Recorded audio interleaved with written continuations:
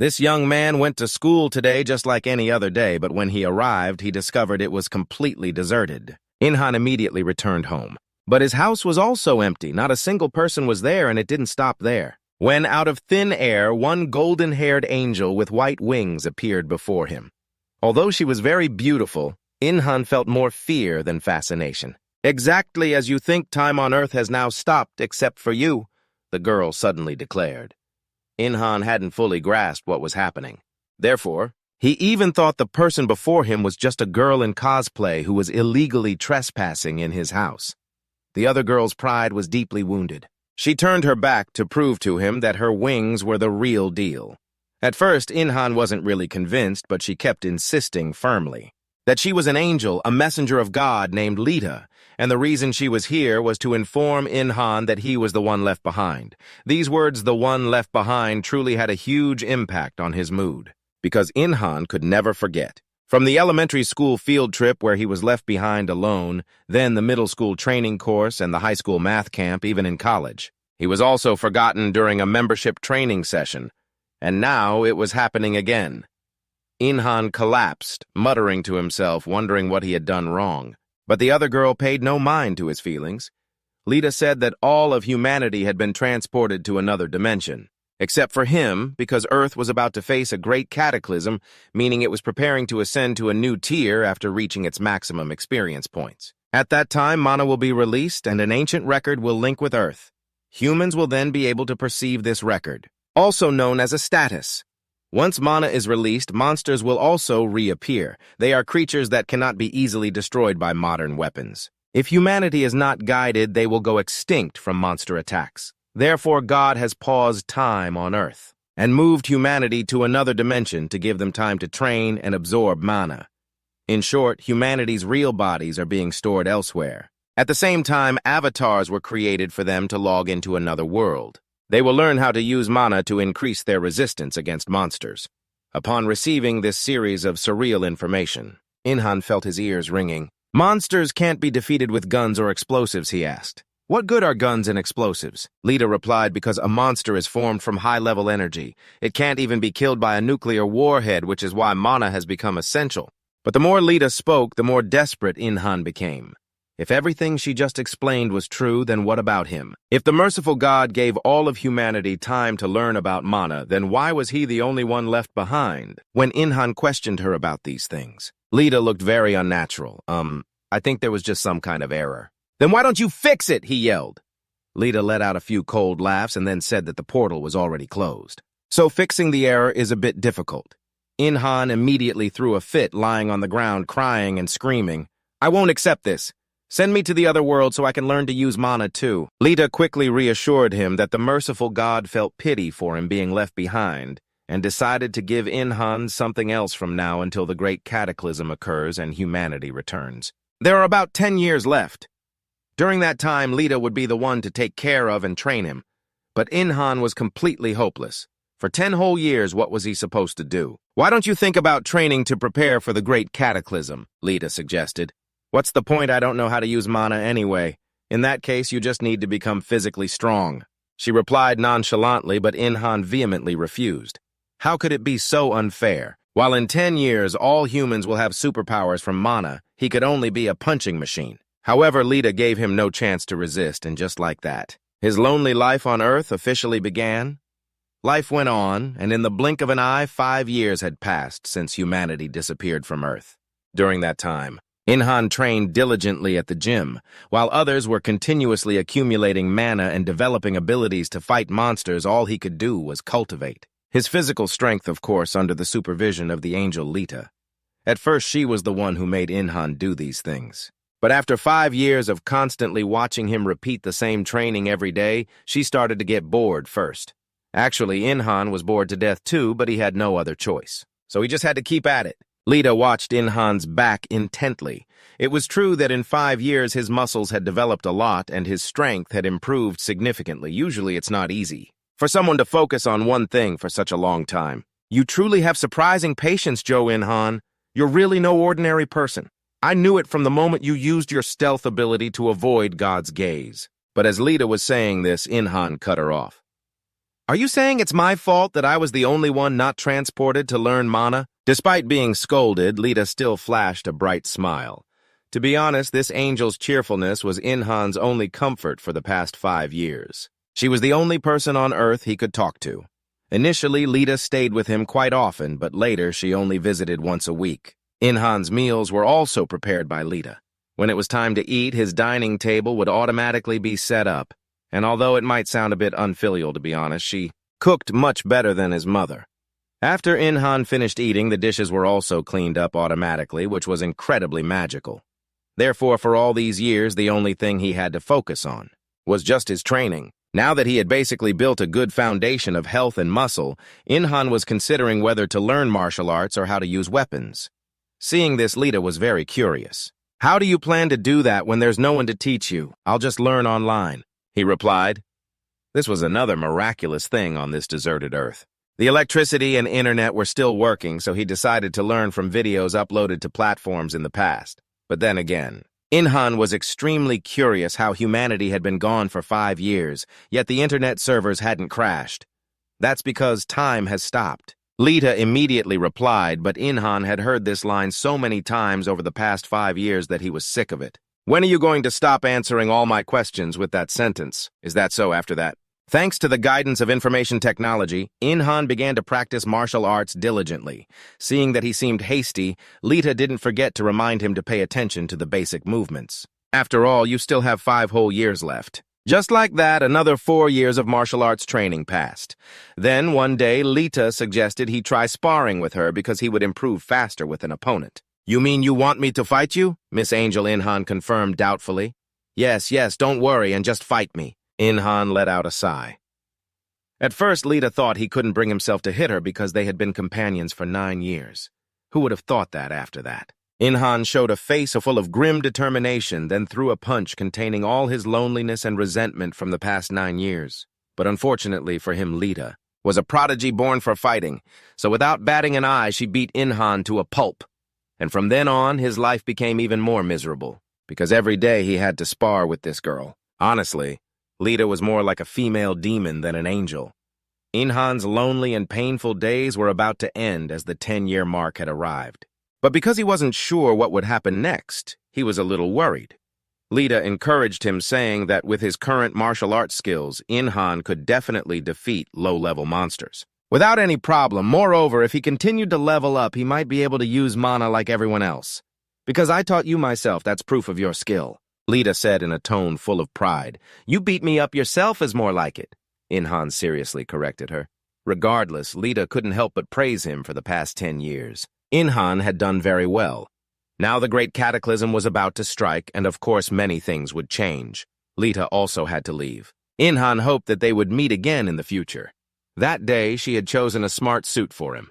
After changing, Inhan went out to prepare, to welcome back the people he hadn't seen in a long time. Although he was sad to part with Lita, he could finally feel the happiness of returning to a normal life. But Inhan waited and still no one appeared, for Lita had already soared high into the sky. Because of this, she had to stop and descend. Inhan was so angry he was practically fuming. "Explain yourself. Why didn't anyone show up?" Faced with his questioning, Lita put on the exact same expression as she did 10 years ago, and evasively said that there must have been some kind of error again. And Inhan reacted exactly as he had 10 years before, throwing himself on the ground in a tantrum. "I hate you so much. 10 years have already passed. Do I have to wait another 10 or 25 years? Fine, if that's what it takes, I'll wait until the very end." However, 1525 and then 55 years passed, but no one ever returned. By this time, Inhan's power had ascended to a new level, and he gradually gave up counting the time, no longer finding any amusement in Lita's jokes. Inhan couldn't even remember his mother's face, which made Lita feel terribly guilty. Today, after cracking an entire mountain with a strike, Inhan threw down the wooden staff in his hand and said that he was sick and tired of martial arts. He simply wanted to know when his loved ones would return. Lita tried to persuade him that the great cataclysm could begin at any moment, and that he couldn't afford to neglect his martial arts. What she feared most seemed to be happening as Inhan began to fall into despair, but then he replied with determination, "I understand. I will continue to train while I read books." Only when Inhan said this did Lita dare to breathe a sigh of relief. It was good that he hadn't fallen into despair. After that, Inhan began a long period of confining himself to the library, starting with modern novels, then moving on to business general knowledge, history, geography, and physics, chemistry, and art until he had read every single book in the library. After learning new languages, Inhan began to travel the world, starting with China. Then it was Russia and America. Everywhere he went, he diligently studied the language of that country. He would read their books and take pictures of the places he passed through, and just like that, he read every book in the world, having visited Europe, the Middle East, and Africa. A very long time passed. Inhan had officially finished the last book and didn't know what to do next. "Aren't you tired?" Lita asked. After hundreds of years, Inhan's temperament seemed to have calmed significantly. He said he didn't even have time to feel tired because there was so much he wanted to do before that great disaster struck. Lita really liked this determined side of him. Inhan was the type of person who, even after hundreds of years of solitude, still held firm to the belief that everyone would return. After that one time, he seemed to lose heart by the Rocky Mountain. He always maintained an optimistic attitude and persistently prepared for that great disaster. Lita also prayed silently to the highest beings, the Father and the Holy Spirit, for humanity to return to Earth before Inhan was pushed to his absolute limit, grew weary, and gave up on life. After reading all the books in the world, Inhan began to learn the trades of a hunter and a blacksmith, quickly becoming proficient in these fields. Today, Inhan even managed to hunt a very large wild boar. Afterward, he suddenly had an idea and asked Lita, "What if I kill all the animals right now? Would that prevent the monsters from appearing?" "You are only allowed to hunt what I permit." Lita replied, "If you slaughter all the animals, the balance of the ecosystem will be destroyed. Besides, the monsters are actually—" As she was saying this, Lita suddenly clamped her mouth shut as if she had almost let a secret slip. Of course, Inhan noticed her strange expression and questioned her. "Why did you stop talking? You're planning to trick me again, aren't you?" "Heh, you should just pretend you didn't hear anything," Lita replied. Inhan didn't press the issue, his expression unchanging, as he began to butcher the wild boar as if the bloody scene before him couldn't stir his emotions in the slightest. So he said he absolutely had to become a hunter, seeing Inhan so serious about his work. Lita became more and more surprised, though she didn't understand why. Inhan could always find something new and focus on it with such intensity, to the point of forgetting time itself. 274 years had passed since Inhan was left behind. That was a very long time even for an angel like Lita, but what was truly surprising was that a human with such a short lifespan like Inhan could dedicate himself to preparing for the future over such an incredibly long period. Lita couldn't deny that Inhan was the most extraordinary human she had ever met. From the forests to the seas, Inhan had hunted many species of animals, and his final goal as a butcher was the sperm whale. Lita, of course, did not agree to let him do this, because sperm whales are a dangerous and protected species. But since she felt so sorry for Inhan, she decided to turn a blind eye just this once. And just like that, 300 years had passed since humanity's disappearance. With his butchering and hunting skills now mastered, Inhan moved on to learning the craft of blacksmithing, but he encountered many difficulties. The skills seemed quite simple when he read about them in books, but in reality, mastering them was not simple at all. Inhan failed to forge weapons many times, and sometimes he even felt useless, but he never gave up even after countless failed attempts. After 5 years, he finally succeeded in creating a complete sword, though its quality was terrible. Naturally, Inhan wasn't very satisfied with this result. He grew even more frustrated when Lita said that the sword wasn't even sharp enough to slice a radish, but she decided to keep it as a souvenir. Lita truly felt like a mother watching her son grow up step by step. Inhan, however, persisted. He went on to forge every type of weapon in the world, from daggers and long swords to spears, axes, and hammers. In the blink of an eye, another 55 years had passed. He continuously repeated this process, until the results were truly to his satisfaction. After all, the one thing Inhan had in abundance was time. After swinging a forging hammer for 100 years, Inhan finally created a masterpiece, a spear of absolute perfection. Lita looked at the spear and couldn't help but marvel at Inhan's extraordinary perseverance. It was also the finest steel weapon she had ever seen. However, after mana was discovered, a material stronger than steel came into existence, so Inhan decided to continue forging. "You truly are someone who never gives up. How wonderful," Lita thought to herself. And so, after mastering blacksmithing, Inhan returned to his martial arts training. He could no longer count how much time he had dedicated to it. Lita always witnessed his progress, and alongside her pride, she felt great anxiety. Although Inhan had gained experience that would normally take generations to acquire. 1,000 years had passed since he was left behind. This was far too long, and Lita worried that Inhan was about to be pushed to his limit. Lita wanted to let him experience something new. But it seemed he had already mastered everything in this world. She tried to think if there was anything left that he hadn't experienced. But it seemed the only thing left was a romantic relationship with the opposite sex. The moment she thought of it, Lita's two cheeks flushed bright red. She chided herself for it, especially since she was an angel. How could she dare to think of such a vulgar thing? However, Lita truly had an internal struggle because her mission was to help Inhan. Lita reassured herself that she was only following God's command.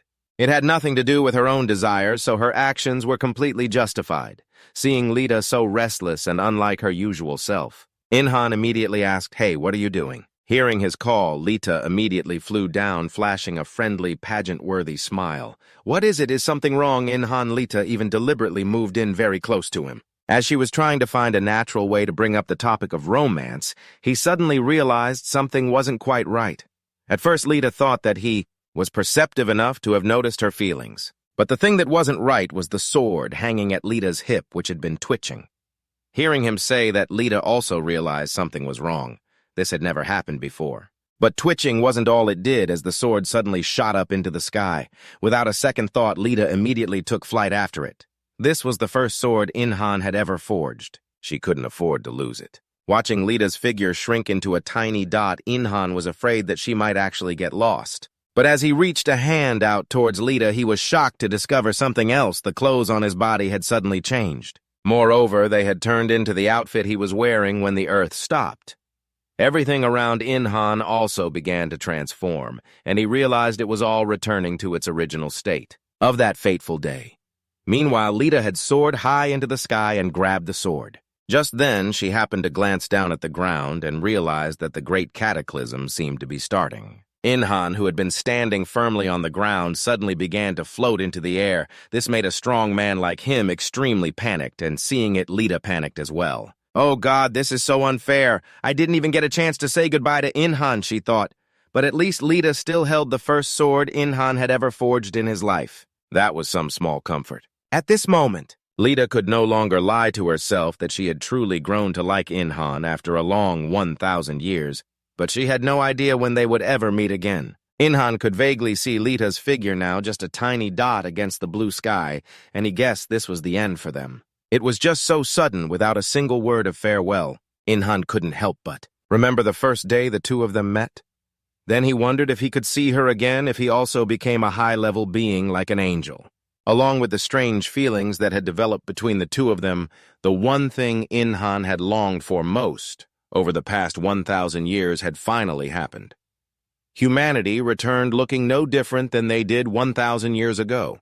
But everyone was looking at each other in disbelief. Inhan also returned to his school, but at this moment, the miraculous thing was, a system window suddenly appeared before him, displaying his information coded like a character in a fantasy game, Joe Inhan, Race Human Unemployed Level 1. His title was the loneliest person in the entire universe. His stats were 72, Strength 81, Dexterity 78, Vitality, and 1 Mana. The active skill he possessed was Invisibility. It had reached max level and could not be upgraded further, while his passive skills were incalculable. Additionally, as the one left behind, Inhan also received a bonus reward. Each time he leveled up, he would receive an additional 5 attribute points. Inhan was truly frozen in place upon seeing this status window. Does this mean the apocalypse is about to begin? Wow, we got a status window. Are we really back 10 years in the past? Inhan could hear the people near him murmuring in amazement. It seemed everyone had received a status window. But for them, the time away from Earth was only 10 years, while Inhan had been alone for 100 times longer. In the end, he still didn't understand the reason for this discrepancy. Where did this discrepancy come from? But then Inhan heard the astonished voices of many other people. What is this? My stats have been restored. Is this happening to everyone? Our stats have returned to what they were before? Oh God, what a shame. I worked so hard to earn those points. Inhan's ears were ringing. Everything felt so strange. Despite so many people being around him, no one seemed to notice his existence. Could it be the effect of the leveled-up invisibility skill? Max, perhaps. Besides, even though the skill was labeled as active, Inhan couldn't find any way to turn it off. It was as if it were a passive skill. The people around him were still talking and laughing while he remained completely unnoticed. Inhan was truly going mad. Had he waited for 1,000 long years just for fate to condemn him to solitude again? To be separated from the world? After a moment of panic, Inhan decided to set the matter aside and go home first. In any case, he was happy to see bustling crowds of people after so long. On a street like this, Inhan opened the door to his house. He thought his parents, like the others, would be unable to see or hear him. But as soon as he stepped into the house, he heard his mother's emotional voice, Inhan. Facing him was a face he had almost forgotten it was his mother. She seemed to be trembling with emotion. Inhan immediately rushed to hug his mother, feeling just as emotional. "Mom, you're finally back! I missed you so much. It's been 1,000 years. For a long time, he had forgotten what his mother even looked like. But the moment he saw her, all the memories came flooding back. Yes, this was his mother, the one he had lost for 1,000 years. The next morning, Inhan watched the sunrise after a whole millennium. He experienced the taste of his mother's home-cooked meals, heard the sizzle from the frying pan. His more stoic father was reading the newspaper at the dining table. Everything had returned to its normal rhythm. However, there were still differences. Goodness, nothing new in Hezia. His father suddenly put down his newspaper and sighed. "Where were you in Hezia? I was in a place called Jamin, with the other women from the same neighborhood." It was then that Inhan realized not everything had gone back to the way it was. Hezia, his father said, was a perfect place because it had rice, while other places did not. His mother laughed, saying she could never learn to control mana because it was too difficult, while Inhan, having been stuck, hadn't experienced any of that. So he was completely unable to join in this conversation. "So where were you, Inhan?" his mother suddenly asked, causing Inhan to nearly choke on his rice.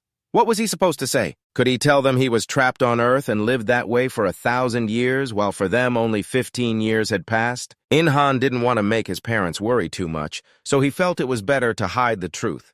Thus, Inhan lied, saying he had been taken to some unknown place. "That mana stuff is really hard to learn," Inhan's father said again. His mother nodded vigorously in agreement, saying she found it absurd that the Supreme Being had taken newborns, the elderly, and even pregnant women, leaving them there for 10 years when it should have been the young and healthy chosen for the training. It's because the balance of the earth will soon be lost. If that were to happen, they would have no choice but to comply, even knowing it's inefficient. Inhan replied unconsciously, only realizing his slip of the tongue after he had spoken. As both his father's and mother's gazes fell on him at the same time, he choked. "What are you saying? What efficiency? What balance?" Inhan quickly waved his hands and backpedaled, saying he was only guessing. He felt he should be more careful with his mouth if he didn't want to be suspected. Fortunately, his parents didn't seem to notice anything strange for now. His mother just excitedly asked Inhan how he felt after the 15-year training. Moreover, she'd heard that people could get very rich if they were skilled at using mana, because monster carcasses could supposedly be sold for a high price. As parents, the two of them naturally wanted Inhan to be one of those skilled in mana, so his future would be much brighter. But Inhan didn't dare to say his mana stat was only 1. This meal was becoming difficult to swallow. In the end, Inhan could hide it no longer and decided to tell his parents the truth, that he couldn't use mana. He had thought the two of them would be very disappointed, but to his surprise, his mother just smiled brightly and replied, "Is that so? I see. You should just focus on your studies then." His father seemed unhappy, but clearly wasn't blaming his son. "Darn it, I knew it. I guess it's just hereditary. Because I can't use mana and you can't either." The way they accepted it was much calmer than Inhan had imagined. He breathed a sigh of relief and smiled. This whole mana thing at the moment wasn't important to Inhan anymore because he was just happy that peace had returned to his world. However, that night when he returned to his room, Inhan found something that shouldn't have been there, a perfectly forged steel spear. He had thought it would disappear when the world reset, but here it was appearing out of nowhere. Could this be related to Lita, Inhan wondered? After all, she did try everything to prevent the sword he forged from being taken away. Regardless, this spear was magnificent. He could use it to fight monsters instead of searching for other weapons. After Inhan picked it up and performed a few basic thrusts, the system window appeared before him again with some information. This was named Joe Inhan's Spear, a unique item with 800 attack power and 500 durability. It was described as a miracle created by a human using only steel without any support from mana. It was so strong and sturdy that one would think. It was made from the bones of mid-tier monsters.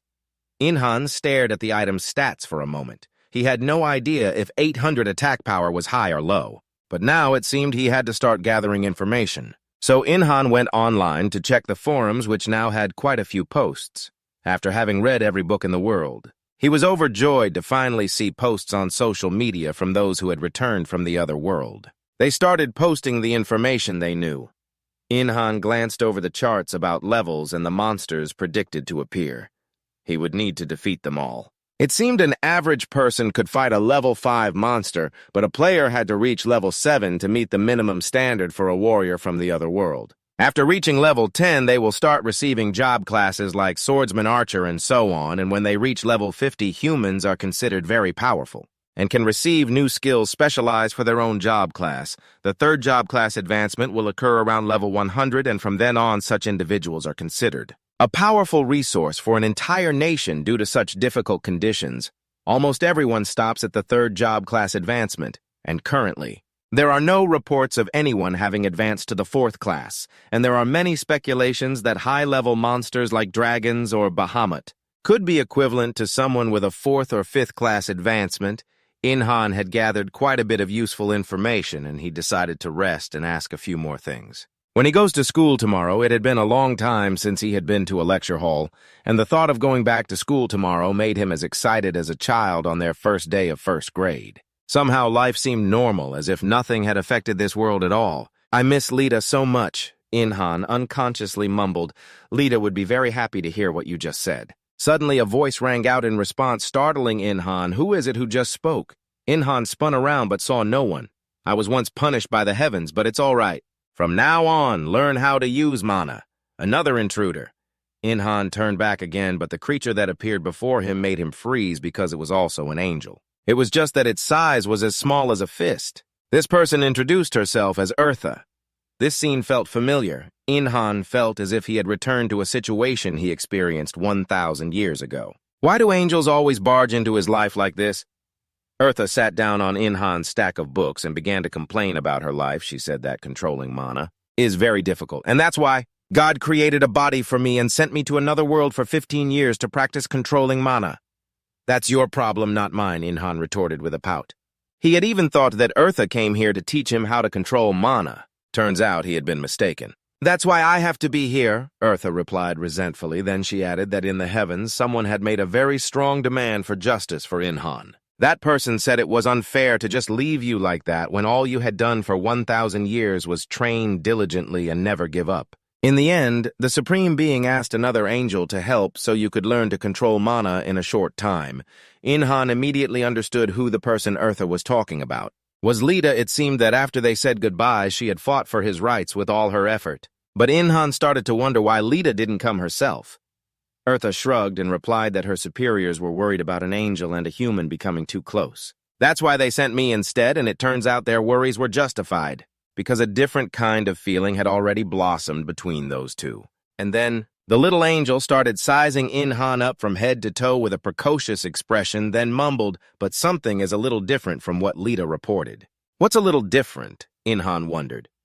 What made Eartha suspicious was Inhan's power, because with this strength, he could take down a low-level monster with just a single punch. So what the hell did he need an angel for? Meanwhile, Lita had always been crying, saying Inhan needed to be taken care of because he had been alone for 1,000 years and couldn't use mana according to her description. Inhan sounded very pitiful and pathetic, but now that she was here, Eartha realized that aside from being unable to use mana, Inhan was just like a humanoid monster with extraordinary strength. It's just that she had already accepted this mission. So she had no other choice but to carry on the legacy of being Inhan's unpaid nanny. "You seem to have trained your body quite well. Now I will support you so that you can use mana, support my mana." How Inhan felt her words weren't very trustworthy, and this little angel's personality wasn't as nice as Lita's either. If he could make a request, he would have asked for a replacement long ago. Then the arrogant Eartha stepped onto the top of Inhan's head and sat there comfortably. She said that supporting him was very simple, as she only needed to circulate her mana while near Inhan.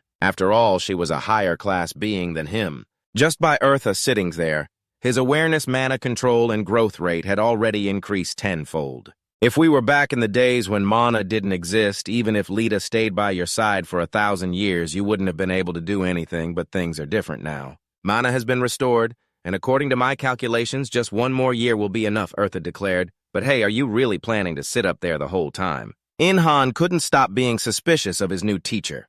I have already cast a spell that prevents lower-class beings from seeing me. So you can rest assured, Eartha replied, but that wasn't the important issue at all. If she was just going to sit there, what was Inhan supposed to do when he took a shower? Not to mention when he used the bathroom, just thinking about it made him feel like his privacy was being seriously violated. Besides, that wasn't even the most serious problem because he had a stash of adult material stored on his computer, and with someone watching him, how could he possibly view it? But Eartha seemed to read Inhan's thoughts, so she said, "Don't you worry about those things because I don't pay any mind to lowly creatures. I really don't care if you dance around or do whatever stupid thing you want." From Eartha's tone, it seemed she really wouldn't pay attention to Inhan, but he certainly would. Moreover, hearing that last part from Eartha, it seemed she even knew what was making Inhan feel guilty. About what else? A superior being like me, of course, knows what kind of pastimes lowly creatures like you enjoy. Eartha smiled contemptuously. To be honest, Inhan missed Lita terribly at that moment, but he had to stay with Eartha for a whole year. This was truly torture. And so began Inhan's year of living with the troublemaking spirit. The next morning, he woke up early and returned to school for the first time in 1,000 years. The peaceful days had finally returned. That is, if Eartha wasn't perched on his head like she was now, although she was only the size of a fist. The fact that Eartha chose this seat, combined with her constantly swinging legs, made Inhan extremely uncomfortable. But while the two were bickering loudly, Inhan suddenly saw a troop of soldiers pass by him. Everyone's faces were very serious. To be honest, life hadn't completely returned to normal, and Inhan guessed that it never would again. The government had mobilized the army to guard against any monsters that might appear in the future, although no one was sure how effective this method would be. Lita had once said that against high-level monsters there was no other way to defeat them but to use mana. Therefore, these soldiers, with their ordinary guns and bullets, would probably have no chance to be of any use. Thinking this, Inhan walked into the classroom. It was noisy and bustling all around, but still no one noticed him. It seemed that aside from his parents. His invisibility skill affected everyone else. Inhan had tried to turn it off many times. But no matter what he did, he couldn't turn off that damn skill. Seeing Inhan sighing deeply, Eartha, sitting on his head, said that skill isn't a bad thing, you know. Inhan found it very hard to understand why she would say that. What's so good about being invisible? Isn't that a skill for losers who like to hide? When did I say it was good? I only said it wasn't bad, Eartha retorted. Then Inhan heard his classmates around him talking about creating skills. Some had one skill, some had two.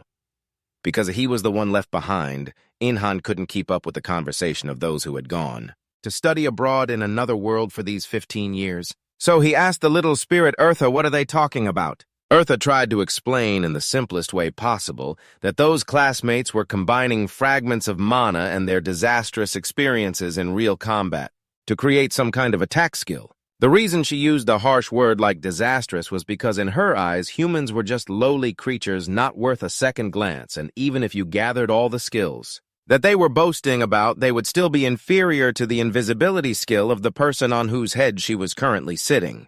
That is the reason I said your invisibility skill wasn't bad, Eartha concluded, but she never asked if Inhan even wanted it. He felt that if other people's skills were disastrous, then his own skill must be on a whole other level of disastrous, the only thing that made him find it useful. It allowed him to easily eavesdrop on other people's conversations, and no one would even notice him looking around, although Inhan didn't want to use it this way. But in the end, it was a perfect opportunity to gather information, and he overheard an interesting story from two male students sitting in front of him about the Queen. Apparently, the famous Queen of Land Pass from the last 10 decades came from our university, but hey, nobody knows, maybe we'll find out when. The monsters appear at first. Inhan didn't really understand what they were talking about.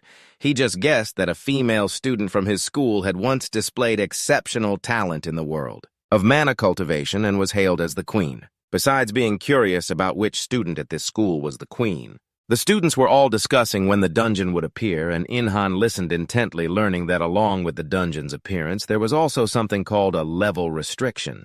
He asked Eartha about this and received an answer that dungeons are traps created by God, initially filled with plenty of tasty bait to lure monsters. After a large number of monsters had been lured inside, God would seal the dungeon, leaving them trapped inside. But unlike monsters, humans could freely enter and exit the dungeon as long as they met the level restriction. God created a place where people could safely hunt monsters. So that place is called a dungeon.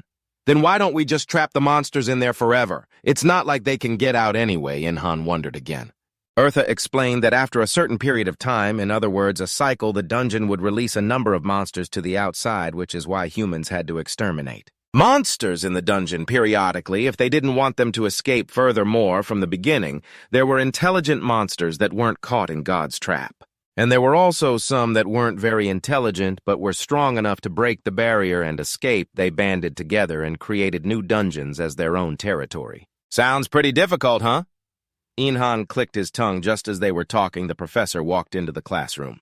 Just like any other class, the first thing was roll call, followed by a long, rambling lecture about how students must quickly adapt to the changes in society. The United Nations has enacted a law prohibiting the unauthorized use of mana, escalating it to the most serious level while other world powers are focusing on the monsters. The environment will also change due to the appearance of mana based on South Korea's policies.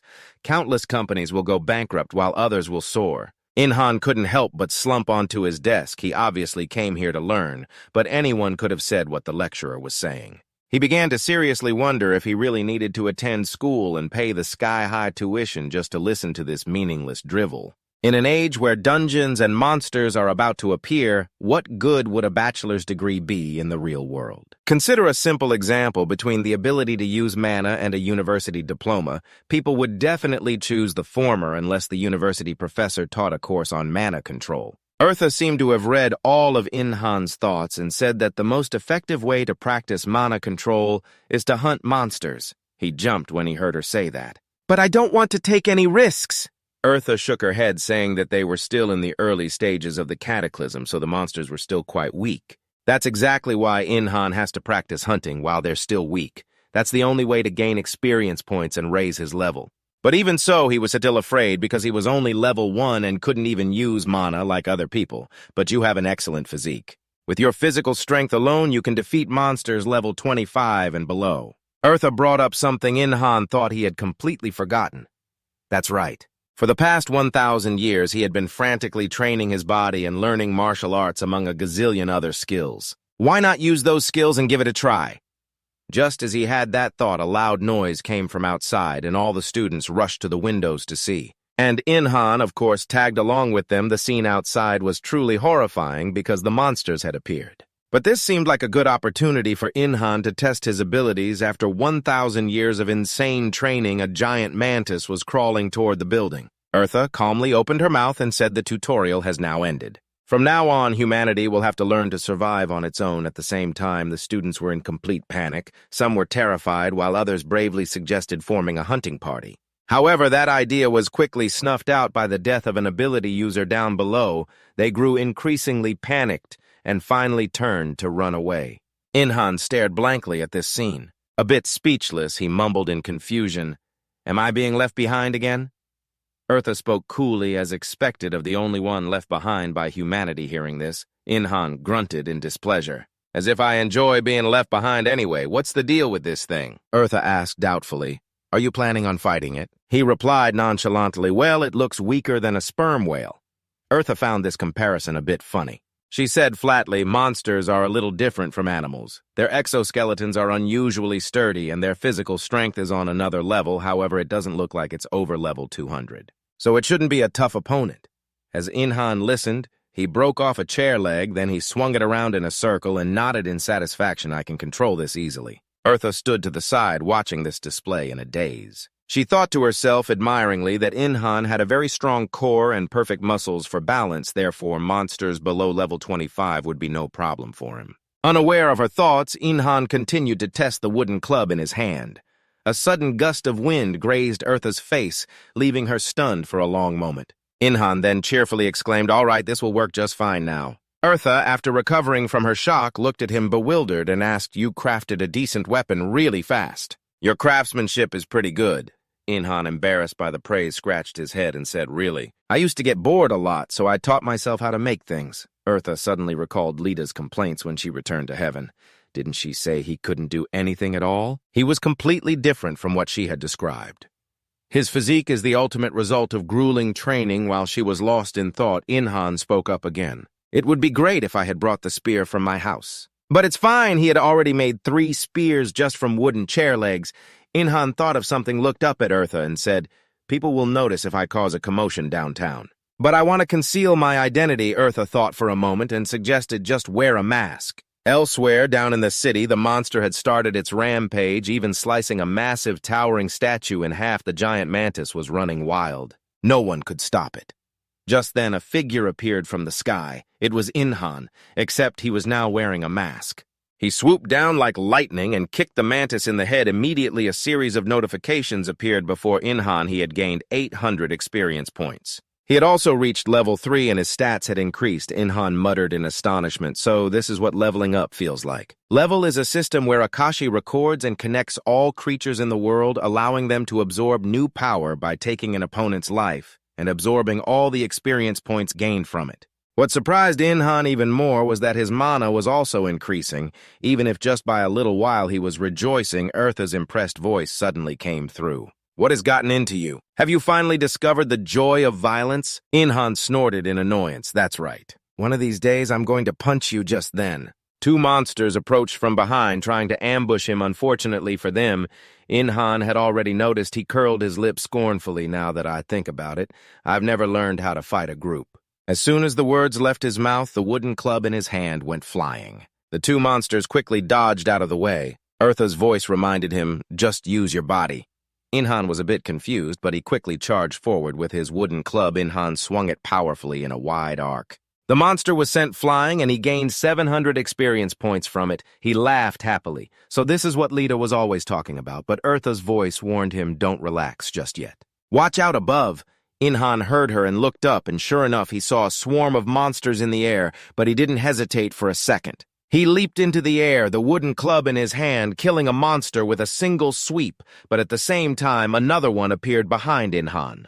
It stabbed him in the chest with its pincer, pinning him to the ground, but there wasn't any serious damage. Eartha couldn't help but be astonished. Watching this, his body has been forged to its absolute limit. Inhan's skin is so tough that even a mosquito's proboscis cannot penetrate it. At the same time, Inhan got up from the ground once again to fight the monster. His body had surpassed the limits of a human, and he had now killed another monster. He received another 300 experience points. He didn't stop and kept running. Another giant monster blocked Inhan's path. It raised its large pincer and swung it towards him, but Inhan quickly dodged. He conveniently killed another attacking monster. On the side, Eartha suddenly panicked and shouted that monster reinforcements were coming. Just as she said, Inhan was now surrounded by a horde of monsters. Seeing this, he couldn't help but pout in disgust. "What a disgusting sight!" Saying that, Inhan pulled out another wooden staff and said coldly, "To get rid of bugs, you gotta call the exterminator." Immediately, he spun the wooden staff in his hand in a circle, creating an extremely powerful whirlwind. In the blink of an eye, he killed several monsters, and at the same time, Inhan leveled up to level 6. His stats increased a little. He was so excited he wanted to kill a few more, but then something strange suddenly happened. Lightning bolts suddenly appeared in the sky. As they struck down, Inhan couldn't help but be bewildered. What is going on? Waiting until the bolt of lightning dissipated, he saw a girl standing in the distance controlling the lightning. She was also wearing a mask. Inhan watched the girl intently, mumbling in a daze. "Is she a mage? Who is that?" Seeing him distracted, Eartha quickly reminded him, "Don't lose focus, concentrate on killing the monsters." Over there, the girl was still controlling lightning to kill monsters. Eartha couldn't help but be impressed. The amount of mana she possesses is insane. How can she continuously use lightning-based attacks like that? Inhan also mumbled blankly, "Does she level up like me too?" Every time he levels up, his stamina and mana are restored, and right at this moment, he had just killed the last monster. This incredible performance by Inhan left the people hiding nearby gaping in awe. Inhan paid them no mind, only now letting out a sigh of relief. "I was so close to being a goner." Just then, a group of armed soldiers ran up, apologizing profusely. Sorry, the traffic was terrible. But as soon as they arrived, they were utterly flabbergasted. Because all the monsters had been killed, their corpses scattered everywhere. Inhan, however, paid them no mind. He was searching for something inside a monster's corpse. He kept mumbling to himself, "Isn't this just like the Shikon jewel?" Hearing these words, Eartha immediately explained, "If you dismantle the monster's corpse, you can obtain a mana stone. Remove the hardest part of the exoskeleton and focus on where the mana is most concentrated. I'll show you where that part is." Inhan obediently began dissecting the corpse as the soldiers outside watched. They couldn't help but wonder, what level is he? It's incredible, how can he be that strong? Even the masked woman, who had been secretly observing Inhan earlier. He didn't pay much attention. After a moment, he found a stone and asked doubtfully, "Is this a mana stone?" Eartha nodded slightly and replied, "That's right, keep it safe. It is the core material for all items." Inhan acted as if he understood. It was only then that he realized that at some point a large crowd had gathered around him. Inhan quickly turned his head to hide his face. He was afraid of his identity being revealed, but he forgot he was wearing a mask. While Inhan was panicking, someone approached him. It was the masked mage from before. She looked at Inhan cautiously and asked hesitantly, "Could you help me with the dissection?" Inhan stared at her in confusion for a long moment before reacting. He asked doubtfully, "How much will you pay me?" The girl thought for a moment before replying 40%. Inhan immediately accepted the deal. He then cheerfully started dissecting the corpses for the girl. The crowd gathered outside merely watched, not daring to get closer, all while constantly gossiping about the girl's identity.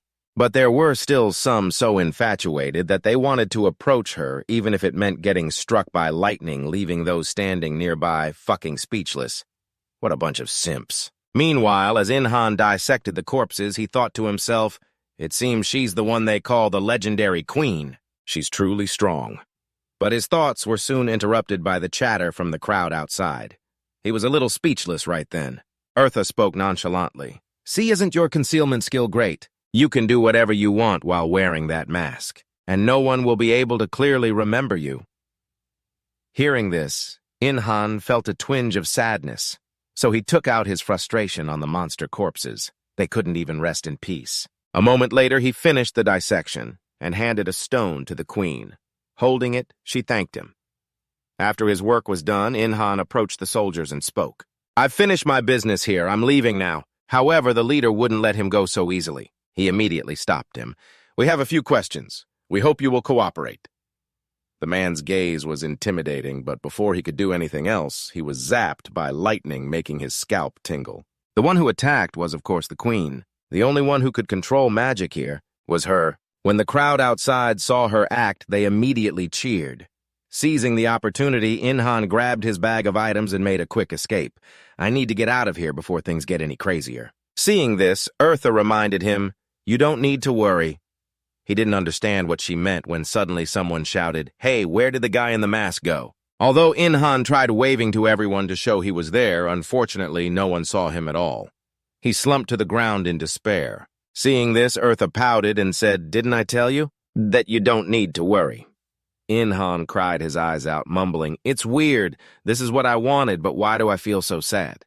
And so a long day ended with the emergence of two talented individuals. That evening at a park near his house, Inhan sat on a bench looking a bit dazed. Eartha beside him asked doubtfully, "What are you trying to do?" Inhan replied calmly, "I'm trying to sketch a design for a set of defensive armor. Making a complete set of armor will be a bit difficult, but I think I can at least make wrist and knee guards." Hearing this, Eartha pouted and reminded him Inhan processing monster byproducts is extremely difficult. You'd be better off finding a master craftsman to do it for you. But Inhan simply winked at her and said with a confident smile, "Eartha, what are you talking about? The true master on this earth is right here." Seeing his confident demeanor, Eartha was reminded of Lita's words back in heaven and wanted to curse. Very good. Wasn't he supposed to be so pathetic that he wouldn't know what to do? She was so angry she gritted her teeth and muttered Lita's name. Hearing this, Inhan asked doubtfully, "Do you miss Lita too?" Biting her lip fiercely, Eartha practically growled, "Yes, I miss her so much right now, so much that I want to go back and deal with Lita myself."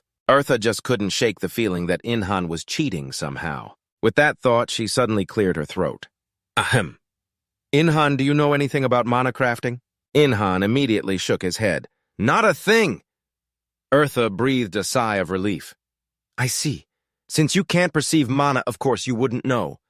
But before she could finish, Inhan suddenly grabbed her by her tiny waist and exclaimed excitedly, What's that? Is it a new skill? Teach me. Eartha immediately panicked and scolded. Wait, you're too close, I'll teach you, so let go. Inhan finally realized his blunder and scratched his head in embarrassment. Sorry, I didn't mean to. Eartha's face flushed red as she cursed inwardly. I really don't get you at all. Right after she began her explanation for Inhan. In essence, mana crafting involves using mana crystals which are similar to magic stones to create items. It can imbue armor or weapons with special energy. It's a concept that evolved from blacksmithing. After hearing this, Inhan became even more excited and shouted, Eartha, teach me. Without thinking, he hugged her tiny waist again. This angered Eartha. She slapped him across the face and said with annoyance, I already told you I would teach you. She then quickly moved away from Inhan, sighing in exasperation. Honestly, I need to have a word with Lita when I get back to heaven. Inhan asked blankly, With Lita, what are you going to tell her? Eartha really wanted to scream, Keep an eye on your man, but the words wouldn't come out. So she decided to change the subject back to the matter at hand. To begin mana crafting, you first need to prepare materials and magic stones to create the equipment. They are mana crystals with similar properties to those stones. Hearing this, Inhan asked blankly, Mana crystals with properties similar to magic stones, Eartha slowly explained, for example, something like a dragon's heart. Inhan's two eyes immediately lit up. Eartha didn't notice and continued explaining, You'll need to place the magic stone nearby and synchronize it while crafting the equipment. After you have the finished product, grind the magic stone into a fine powder and rub it onto the equipment's surface. That's the basic method and that's the final step.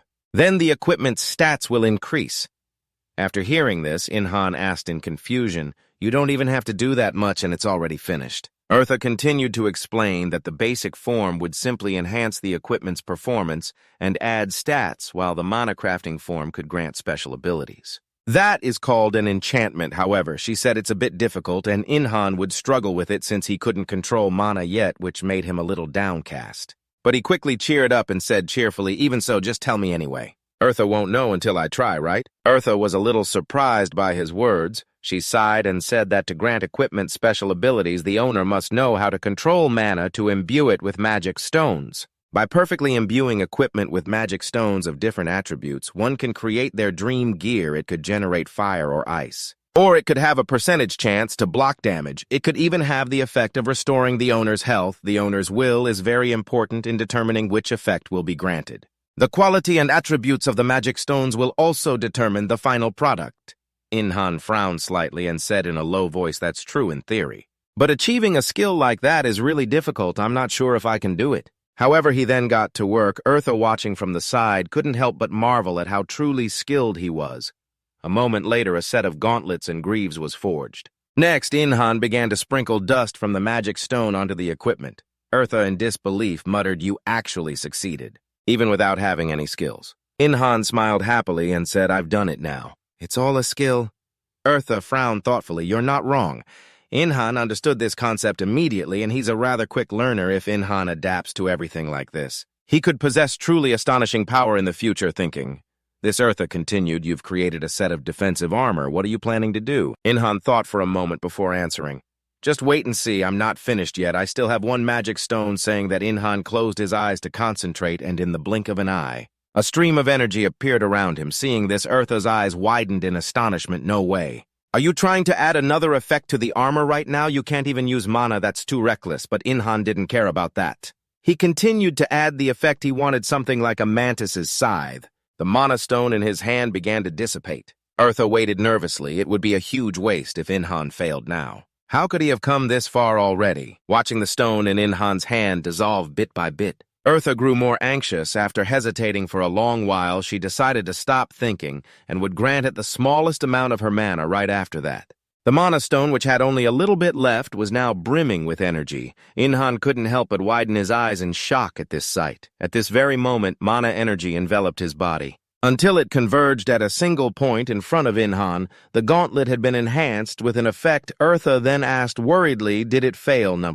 Inhan smirked confidently in response. His created equipment had reached level 2 and even came with a magic stone effect. Inhan gave a light wave of his hand, and an iron chain in front of him was instantly sliced apart. Inhan smiled in satisfaction. Completed just as I planned. Seeing this, Eartha's eyes widened in astonishment. You were able to imbue the giant mantis's blade edge skill onto the gauntlets. That's truly surprising. Inhan was very satisfied with this item.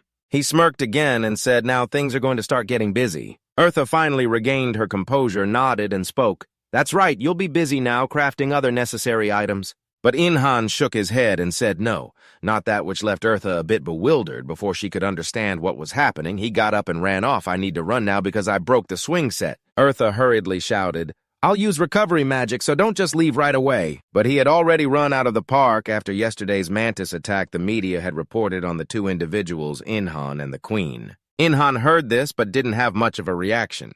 He still wanted to go to school as usual, but his mother said worriedly, You're going out. Just stay home. Eartha, sitting on Inhan's head, glanced over. She was still very worried, advising that there are many monsters outside, so it's very dangerous. Inhan sighed helplessly. His mother's supervision was too strict. He couldn't do anything in his room. So he refused, not forgetting to reassure her. Don't worry, Mom. If I see a monster, I'll run away. Hearing this, Inhan's mother finally nodded and replied, All right, be careful. Okay? Seeing she was still worried, Inhan continued. I said, I'll be careful. Don't you go anywhere. Just stay home, okay? I'm heading to school now. With that, he quickly headed out, soon leaving his building. Only then did Inhan dare to breathe a sigh of relief. I almost couldn't get out of there. I can't believe Mom's ability is to worry about her son. Where would that skill even be used? Eartha heard this and guessed she probably uses it to keep track of her son. Inhan frowned slightly and muttered, What good is a skill like that anyway? Eartha chuckled and explained they say that in a colony of penguins, a mother penguin can recognize the exact cry of her own chick. It's similar to that. It's a useful skill for survival. Inhan thought about that possibility. His expression changed slightly seeing this. Eartha asked doubtfully, Why are you making that face? He hesitated a moment before speaking. It's just that if even my mother couldn't find me, that would be truly shocking. A guy so left behind that even God couldn't find me. The two of them continued talking like this on their way. It's just that the people around them didn't seem to notice much. Eartha didn't care and continued speaking. Come to think of it, the government is trying to create a unit of ability users. Inhan pouted and said, I'm not interested. I'm not loyal enough to work for the government. My family and I are more important. Eartha felt that made sense. She nodded in agreement. Well, not being tied down allows you to go here and there more freely. Inhan walked on, lost in thought. After a long moment, he suddenly muttered, However, I want to meet that queen again. Hearing this, Eartha asked disapprovingly, Do you like her? Inhan shook his head, slightly denying it. It's not like that. I'm not interested in those things right now. Eartha suddenly thought of a certain possibility and muttered in alarm, Don't tell me, as if knowing what she was thinking. Inhan immediately denied it. It's not what you're thinking. Eartha wouldn't let it go. She narrowed her eyes and muttered, There's a possibility that one's libido decreases with excessive physical training. Inhan was so infuriated by her words that he yelled, I'm not a eunuch. Only after shouting did he realize he was on the street, frozen stiff, but it seemed like none of the passers-by even saw him. Eartha pouted and said, Inhan, even if you scream eunuch in the middle of the street, no one would bother to look at you. Inhan turned red with anger but had nowhere to vent it. He suppressed it for a long while before speaking. I figured it out. The reason is probably, Eartha asked doubtfully, What is it? Inhan hesitated for a moment before answering. Lita is the reason. Hearing this, Eartha clicked her tongue and snorted coldly for a whole 1,000 years. You've had a beautiful angel by your side, so when it comes to human women, you're just powerless. What else? The more Inhan listened, the more frustrated he became, not knowing how to argue back. He just changed the subject anyway. That queen's ability to use mana is truly remarkable. Even though I've leveled up, I can't use any mana at all. But her ability is just too exceptional. Hearing this, Eartha explained, It's not that unusual. That's why the gods bring humans to another world to train. After hearing that, Inhan snorted coldly and asked, You mean everyone except me, huh? Eartha pouted and said, What I mean is it's because you concealed your existence from this entire universe. At this point, Eartha suddenly paused for a long moment before continuing and speaking of special. Inhan, you can process monster carapaces without needing mana. It's just that at this moment her expression suddenly turned grim. Seeing this, Inhan asked doubtfully, What's wrong? Eartha pursed her lips and spoke, I sense the presence of a pack of monsters nearby. A pack of wolves or wild dogs, about 70 of them, led by a level 35 diamond wolf. Hearing this, Inhan was stunned. He exclaimed in alarm, level 35 and 70 more following it. You said that high-level monsters weren't supposed to appear in the early stages of the Great Calamity. Eartha sighed helplessly and said, I've felt something was strange since yesterday. On the second day of the Great Calamity, a level 10 monster appearing was already a problem. The more Inhan listened, the more displeased he became, questioning her. You were so calm yesterday, weren't you? Eartha pouted and explained, that's because I didn't want to appear worried in front of a lower-class being, that's all. After hearing this, Inhan was at a loss for words. She was different from Lita.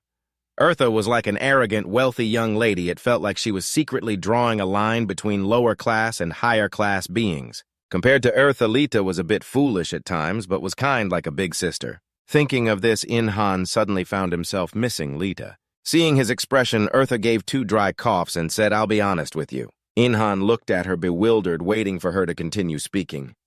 Eartha hesitated for a moment before finally opening her mouth slowly. Earth is not normal right now. I need your help. Inhan was thunderstruck and exclaimed in shock, what Eartha quickly jumped onto his head and urged him on. I'll explain on the way because we're in a real hurry. Hurry up. I'll tell you where the horde of monsters is.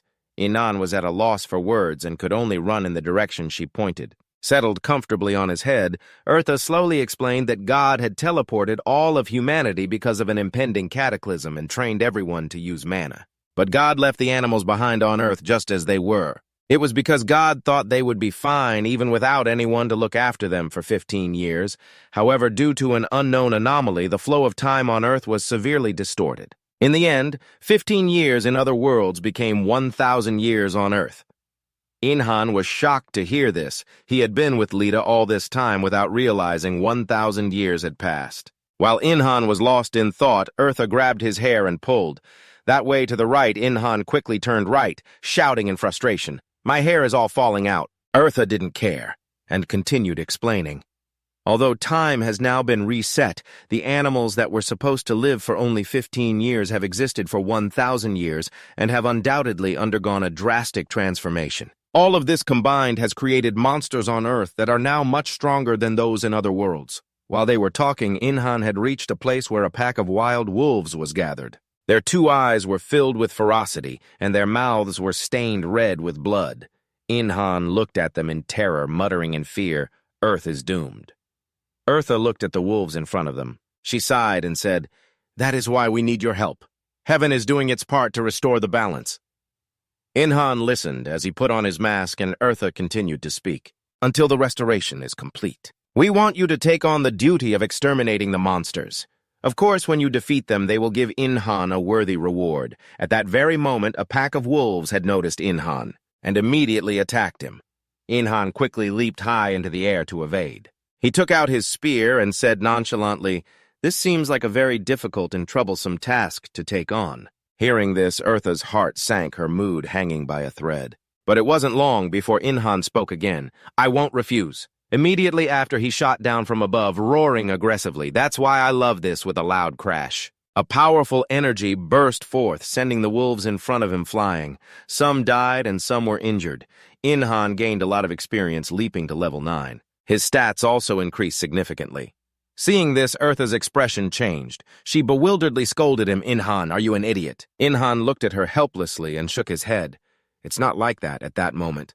The wolf pack bared its fangs and claws at Inhan once more. Sensing the approaching killing intent, he immediately brandished his spear and killed another pack of level 18 wild wolves. While Inhan was busy slaughtering monsters, a commotion from another area startled him. A pack of wolves was chasing civilians, causing widespread panic. Someone who had returned from another world hurriedly shouted, Fireball, but nothing appeared at all. The man grew even more terrified, muttering, Damn it. I don't have any mana help. Just then, Inhan appeared in the nick of time. He rushed toward the pack of wolves and with one swing of his spear killed several of them instantly. However, the man was still being attacked by a wolf. Sensing death's approach, he could only close his eyes and wait for the end. But after a long moment, he felt nothing. He opened his eyes to see Inhan standing on the corpse of the wolf. He had just killed a pack of wolves and accumulated enough experience, but a window notified him that he had to choose a class to be able to reach level 10. Seeing Inhan, the surrounding crowd immediately recognized him, exclaiming in surprise, "The mask. That's him. The guy who destroyed the monsters at the university recently, is that Lightning? The one who vanishes in an instant?" Inhan overheard them talking about him. He was at a loss for words and muttered in annoyance, "What kind of crappy nickname is Lightning?" Eartha beside him chuckled happily. "You have some fans now. Congratulations." Inhan irritably told her to shut up and then resumed slaughtering monsters. Everywhere he passed, wild wolves fell, their fresh blood staining the ground red. Inhan's embarrassed expression made Eartha want to laugh. Just then, Inhan spoke up in confusion. "But why am I not leveling up?" He suspected it was because of the earlier system message. And yet, while Inhan was feeling puzzled, a wolf threw its head back and howled at the sky, making him scratch his head in confusion. Now what's happening? In the blink of an eye, a pack of wolves surrounded Inhan.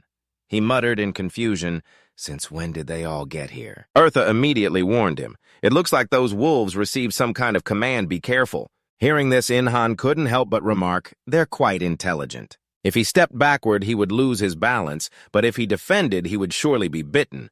In that situation, Inhan's only option was to attack. And so the area turned into a stage for his massacre. A pack of wolves was wiped out just like that. He gained a lot of experience, but there was still one fearless wolf that tried to ambush Inhan from behind. But there was no way he would give it that chance. A flash of energy shot from his hand. Inhan once again brandished his spear, killing it on the spot. He hadn't even had a chance to breathe. Another pack of wolves moved in to attack. Unfazed, Inhan calmly fought back with his spear. A single swing took the lives of the entire pack. The crowd watching this scene couldn't help but be amazed. How incredible, he defeated 5 wolves at once. At that moment, a sudden noise from behind startled them. They turned to see a wolf heading their way. Under its paw was a person. Inhan looked at Eartha in confusion and asked, "Is that wolf holding someone hostage?" Eartha nodded slightly. "It seems to be used to doing that. It seems to have done this before." Inhan scoffed at the sight and began to swing his spear again. "That's not going to change a thing." The person pinned under the wild wolf trembled uncontrollably, trying to escape, while the onlookers were unsure whether to help him or not. Inhan still hadn't made a move. He just stood there. Eartha at his side reminded him, "Your decision right now could make you either a hero or a villain." But before she could finish, Inhan spoke coolly, "Hero or villain. I don't give a damn about any of that." As soon as the words left his mouth under Eartha's astonished gaze, he swung his spear forward, striking and killing the wolf, holding the injured man instantly.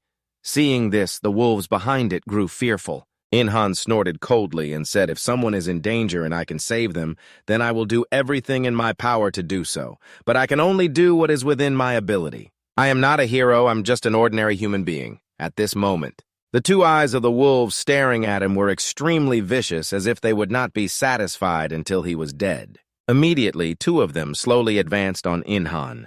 Eartha warned him, "It looks like they plan to gang up on you, seeing that you've lost your weapon." Inhan clicked his tongue and spoke with disdain.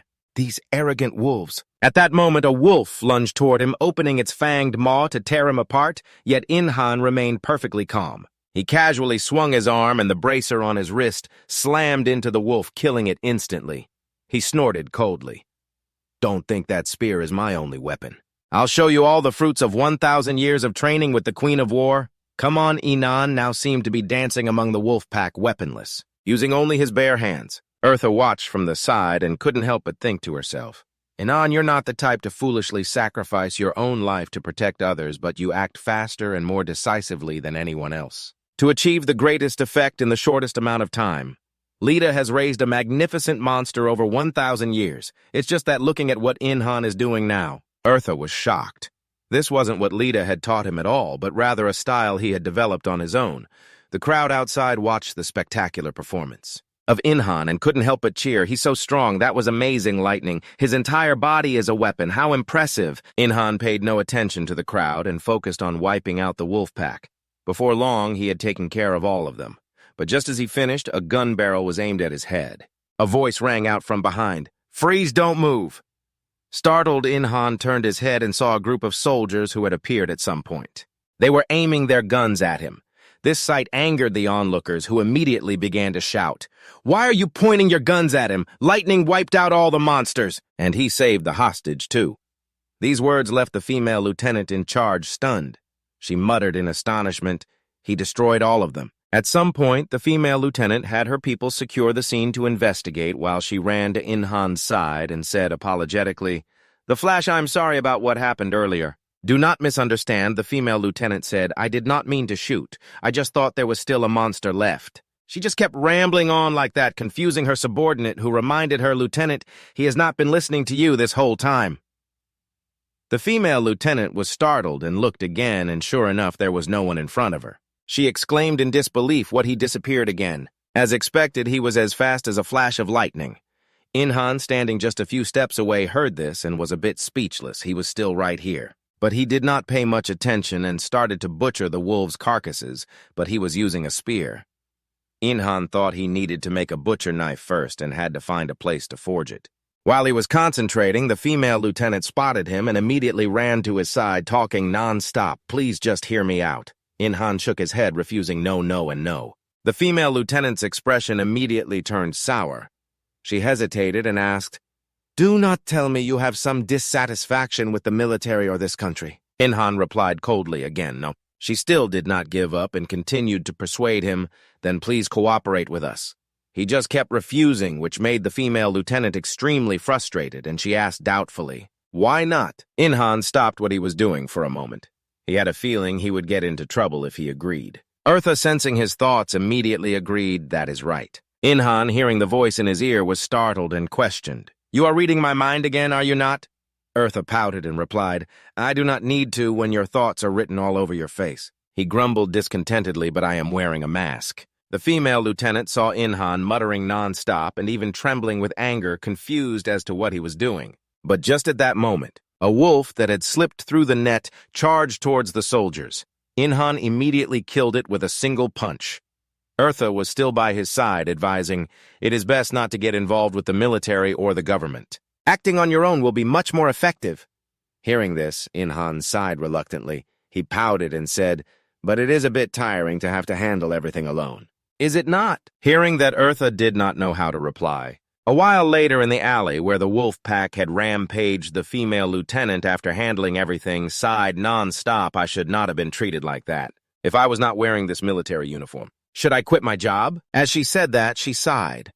Just then, her subordinate beside her suddenly exclaimed, "It is In-han." He had appeared in front of the two of them at some point. The female lieutenant's tone immediately changed. "Have you decided will you work with—" But before she could finish, In-han coldly cut her off. "Do you guys want to buy the carcasses of those wolves? I will take care of the butchering." Clearly, he would earn more money selling them here, instead of hauling them home. After hearing this, the female lieutenant was stunned on the spot. Her subordinate immediately whispered a reminder, "Lieutenant, monster carcasses are very useful." Hearing this, the female lieutenant quickly agreed. "Yes, we will buy them." "What about the mana stones?" In-han let out a cold laugh and refused without hesitation, no. After that, In-han began to butcher the carcasses for the military personnel. The female lieutenant and her subordinate came over to inspect, and could not help but marvel that the bones and hide were barely damaged. She guessed it was because In-han took them down with a single blow. The hide and bones of monsters killed by guns would have very few intact parts due to the damage caused. And In-han's butchering skill was amazing. He skinned, deboned, and carved the meat with great speed and precision. The female lieutenant quickly recorded a video and sent it to her superior. "Did you see the video I just sent, sir? The Flash's skills are truly astonishing." The other end of the line immediately erupted in an ear-piercing shout, "Lieutenant Han El-jiang, bring him here right now." El-jiang hesitated and mumbled, but he said he is not interested. Her superior snorted coldly and ordered, "Seduce him with your eyes or something." El-jiang was speechless when she heard this suggestion. Even her subordinate helplessly said, "That is impossible, do not even try." A moment later, In-han finally returned. He gestured with his chin and demanded, "It is done! Pay up!" Before El-jiang could do anything, her enthusiasm was dampened. She sighed and said, "All right, I will report it to my superiors." In-han was very happy at this point, smiling and saying, "Finally, it is all done." The monostone harvest was not bad either. He now had 2 small stones in his hand, just like peas. In-han glanced at Eartha and asked, "Do you think this would be tasty?" Hearing this intention, Eartha was horrified and warned, "You cannot eat that. It could drive you insane. Do you want to be consumed by the monster's energy? It would be terrible." These words made Inhan think of someone who had actually eaten one, then turned into a monster and caused a huge mess. A few hours later, Inhan was still waiting in the alley for the money. Then El Jiang's people brought him a suitcase of money totaling 37 million. Seeing the amount, Eartha could not help but remark, "They paid you a lot. It seems they want to establish a relationship with you." Just as she thought, El Jiang put on a seductive look and said with a smile, "If you are done checking, could we perhaps—" But before she could finish, Inhan bluntly turned and walked away. Brushed off so coldly, El Jiang froze solid. She hurriedly shouted, "Wait!" Unfortunately, Inhan did not stop. He pressed a remote in his hand and a few dazzling flashes of light suddenly appeared. When it faded, there was no one left in front of them. El Jiang exclaimed in shock. He ran off again. What level is he, anyway? However, they did not know that Inhan was actually right behind them. Eartha spoke up again, reminding him, "While they are focused in the other direction, reactivate your invisibility skill." Inhan nodded slightly, took off his mask, and walked away with a swagger. Eartha walked beside him, saying as they went, "There is only one day left until heaven begins a more thorough investigation. We need to keep moving away from El's people." Jiang's group behind them, unaware that he was walking right in front of them, was busy searching. But after a whole day, they could not find a trace. Very quickly, Inhan reached a deserted street. He opened his status window to check. He had to choose his first class. Inhan looked through the list, frowned, and mumbled the names of these classes. Look like something out of an RPG. He decided to skip the assassin class for now because he already had an invisibility skill. At this point, Eartha spoke up again. "The reason you cannot control your invisibility is because you cannot use mana to actively control it like an active skill. This is the problem you are facing." Inhan was momentarily stunned and exclaimed in surprise, "I need to learn how to use mana quickly. It is hard to choose because there are so many classes. Eartha, do you have any advice?" Hearing this, Eartha frowned for a long time before speaking. 23 classes is not that many yet. If we had a little more time, it could go up to 30 or even 40 classes. Inhan listened to her words in silence. After a while, Eartha mumbled thoughtfully, "My advice is Lancer, since Inhan can use a spear or some other class that uses a close-range weapon. Because the skills you were trained in are for close combat with a spear." Inhan felt this made a lot of sense and nodded in agreement. "That is right. I started learning them because Lita recommended it. Lita had even praised him back then for learning so well because he fought her for a whole 3 minutes before getting beaten to a pulp." Remembering this past, Inhan could not help but sigh. Eartha then spoke up again. "It is quite rare to have the opportunity to train with an angel." "You are really lucky, Inhan." Inhan had a strong aversion to those two words. He pouted and said, "If I were lucky, I would not be a loser." Eartha pouted and said, "That is just your fate." Then she told Inhan that as his rank increases, he could choose a second and third subclass. Hearing this, Inhan exclaimed in shock, "A second class? Is it not a class change? I have never read anything about having a subclass." Eartha snorted coldly and said, "Social media just wastes your life. There is no way there would be information about it online." Seeing her expression, Inhan hesitated and asked, "Did you have some bad experiences online?" But Eartha did not answer. Seeing this, Inhan did not ask again and focused on choosing the class he wanted. He felt that Lancer was the best option. Eartha glanced at him and asked, "And the reason is," Inhan slowly explained, "the Fist King's abilities rely heavily on fist techniques. I am used to using a spear now, so it is only natural for me to choose this class." He smiled unconsciously.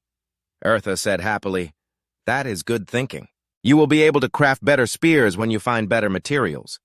She had also recommended the Lancer class, but Inhan made the decision himself. She was certain he would become much stronger now, but just at that moment, a notification window popped up with something that surprised Inhan. He exclaimed in alarm. A new option suddenly appeared. It said Beret Spearman.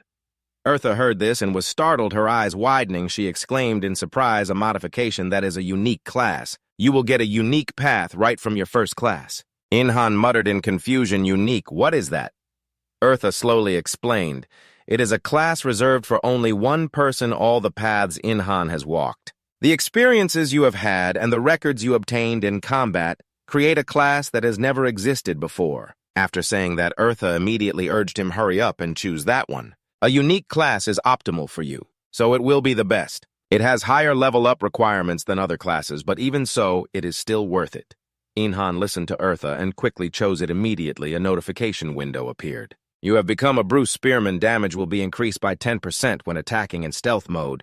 Inhan looked at this series of notifications with a somewhat bewildered expression. He exclaimed in panic, "Wait a minute. It is not Brad Lancer. I chose the Brad Spearman class."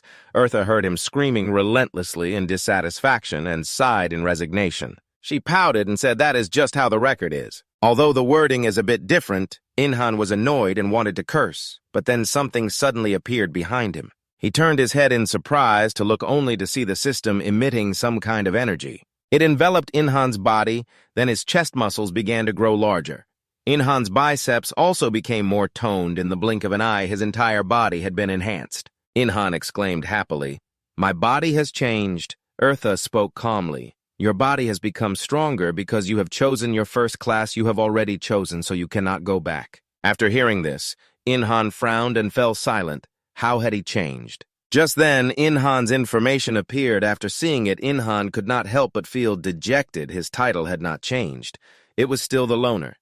Eartha saw that his expression was not good. She asked doubtfully, "Did you get any active skills?" Inhan shook his head slightly and replied no. Eartha did not seem to mind much and said casually, "Well, most first classes do not have them anyway. But looking at your growth rate, I do not think you will get mana control." Inhan heard this and exclaimed in dissatisfaction, "Is not that a bad thing?" Eartha replied calmly, "That is right, if you were a normal person." Inhan's attitude immediately changed. After her words, he asked back happily. "Really?" Eartha nodded slightly and replied, "Yes. So do not worry anymore. If you do not get an active skill during your first and second class change, then you will get a powerful skill on your third class change." Hearing this, Inhan exclaimed excitedly, "That is the difference with this class. If you have not used up all the record data, then saving it to use all at once is also fine." Eartha nodded slightly and replied, "That is right." She thought that normally Inhan should have gotten 2 active skills. Because he had a unique class change, but he did not get any. If all the records collected until Inhan's third class change, he will get an amazing skill. Thinking of this, Eartha smiled with satisfaction. Inhan is indeed a low-level creature worth watching. With that thought, she grabbed Inhan's hair again and demanded, "Let's go now." He was puzzled. He asked, "Where are we going?" Eartha said casually, "I have used magic to hide your suitcase full of money. So no one will be able to take it now. You must start hunting for new monsters. Let's go." Inhan nodded slightly and started running. "I understand. Stop pulling my hair." However, she said, "There are many representatives beside you. So you do not have to do everything yourself, just hunt the monsters in your own area. Inhan cannot do all the work alone. There must be helpers. A typical example is that girl known as the Queen."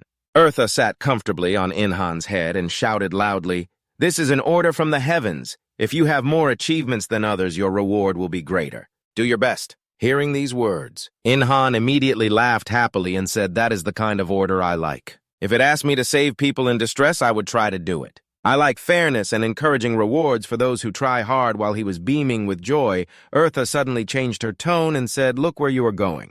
Inhan was slightly stunned and looked at his phone. Inside was information about a live bear appearing in Bukhan, the very place he had just arrived. All the people there were extremely panicked. A giant bear was roaring furiously in front of them. Everyone quickly turned and fled. Only Inhan remained standing there calmly. He lifted his lips into a smile and said, "Here it is. It seems like tonight's dinner is bear gallbladder." Hearing this, Eartha pouted and reminded him, "You can only use that bear gallbladder if you have poison resistance." Inhan was immediately dejected. There are conditions too. However, he did not back down and still held his spear, walking towards that giant bear. Just then, rocks and debris suddenly fell from above the ground, shaking violently. Inhan asked in confusion, "Did the government just fire a missile or something?"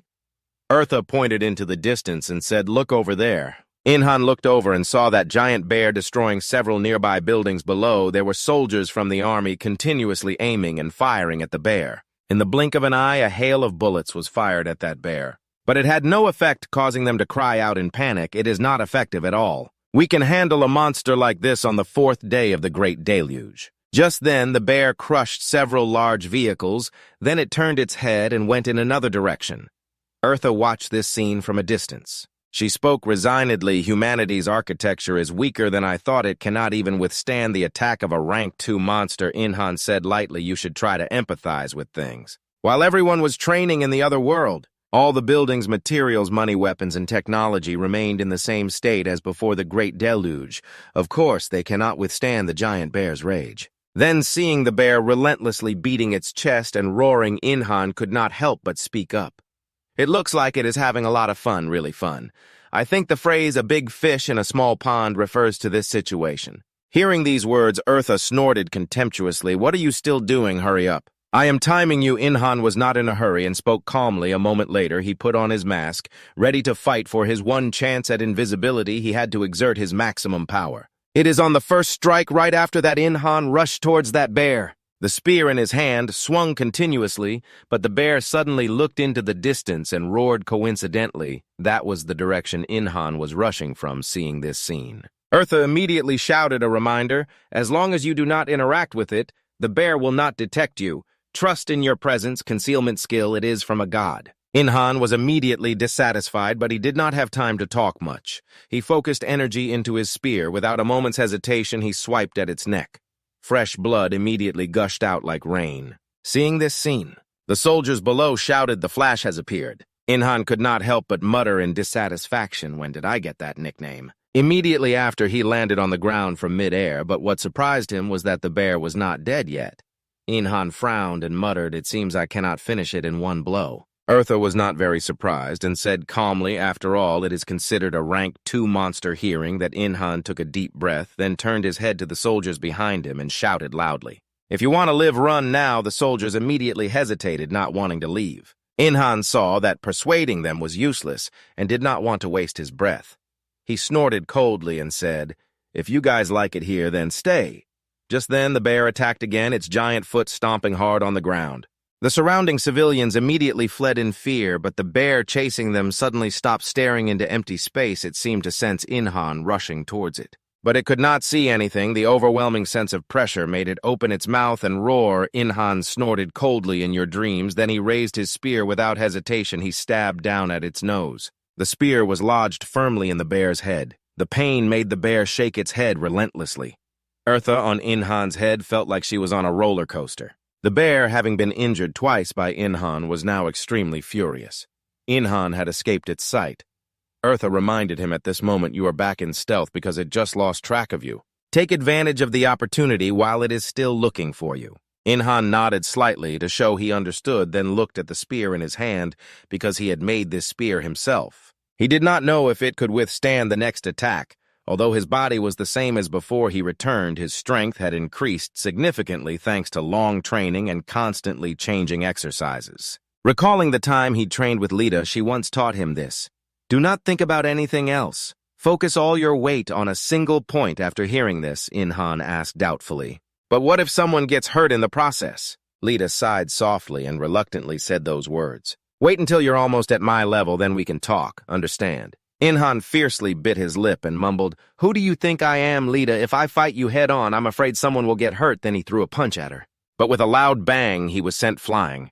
Inhan lay curled up on the ground, crying tragically like this. Lita finally understood what he meant and laughed, saying, "So that's what you meant, huh? I thought you were talking about me." And so Inhan trained with Lita for a long day until he was completely out of breath and finally allowed to rest. Lita let him lie on her lap and said cheerfully, "Anyway, Inhan, you did it.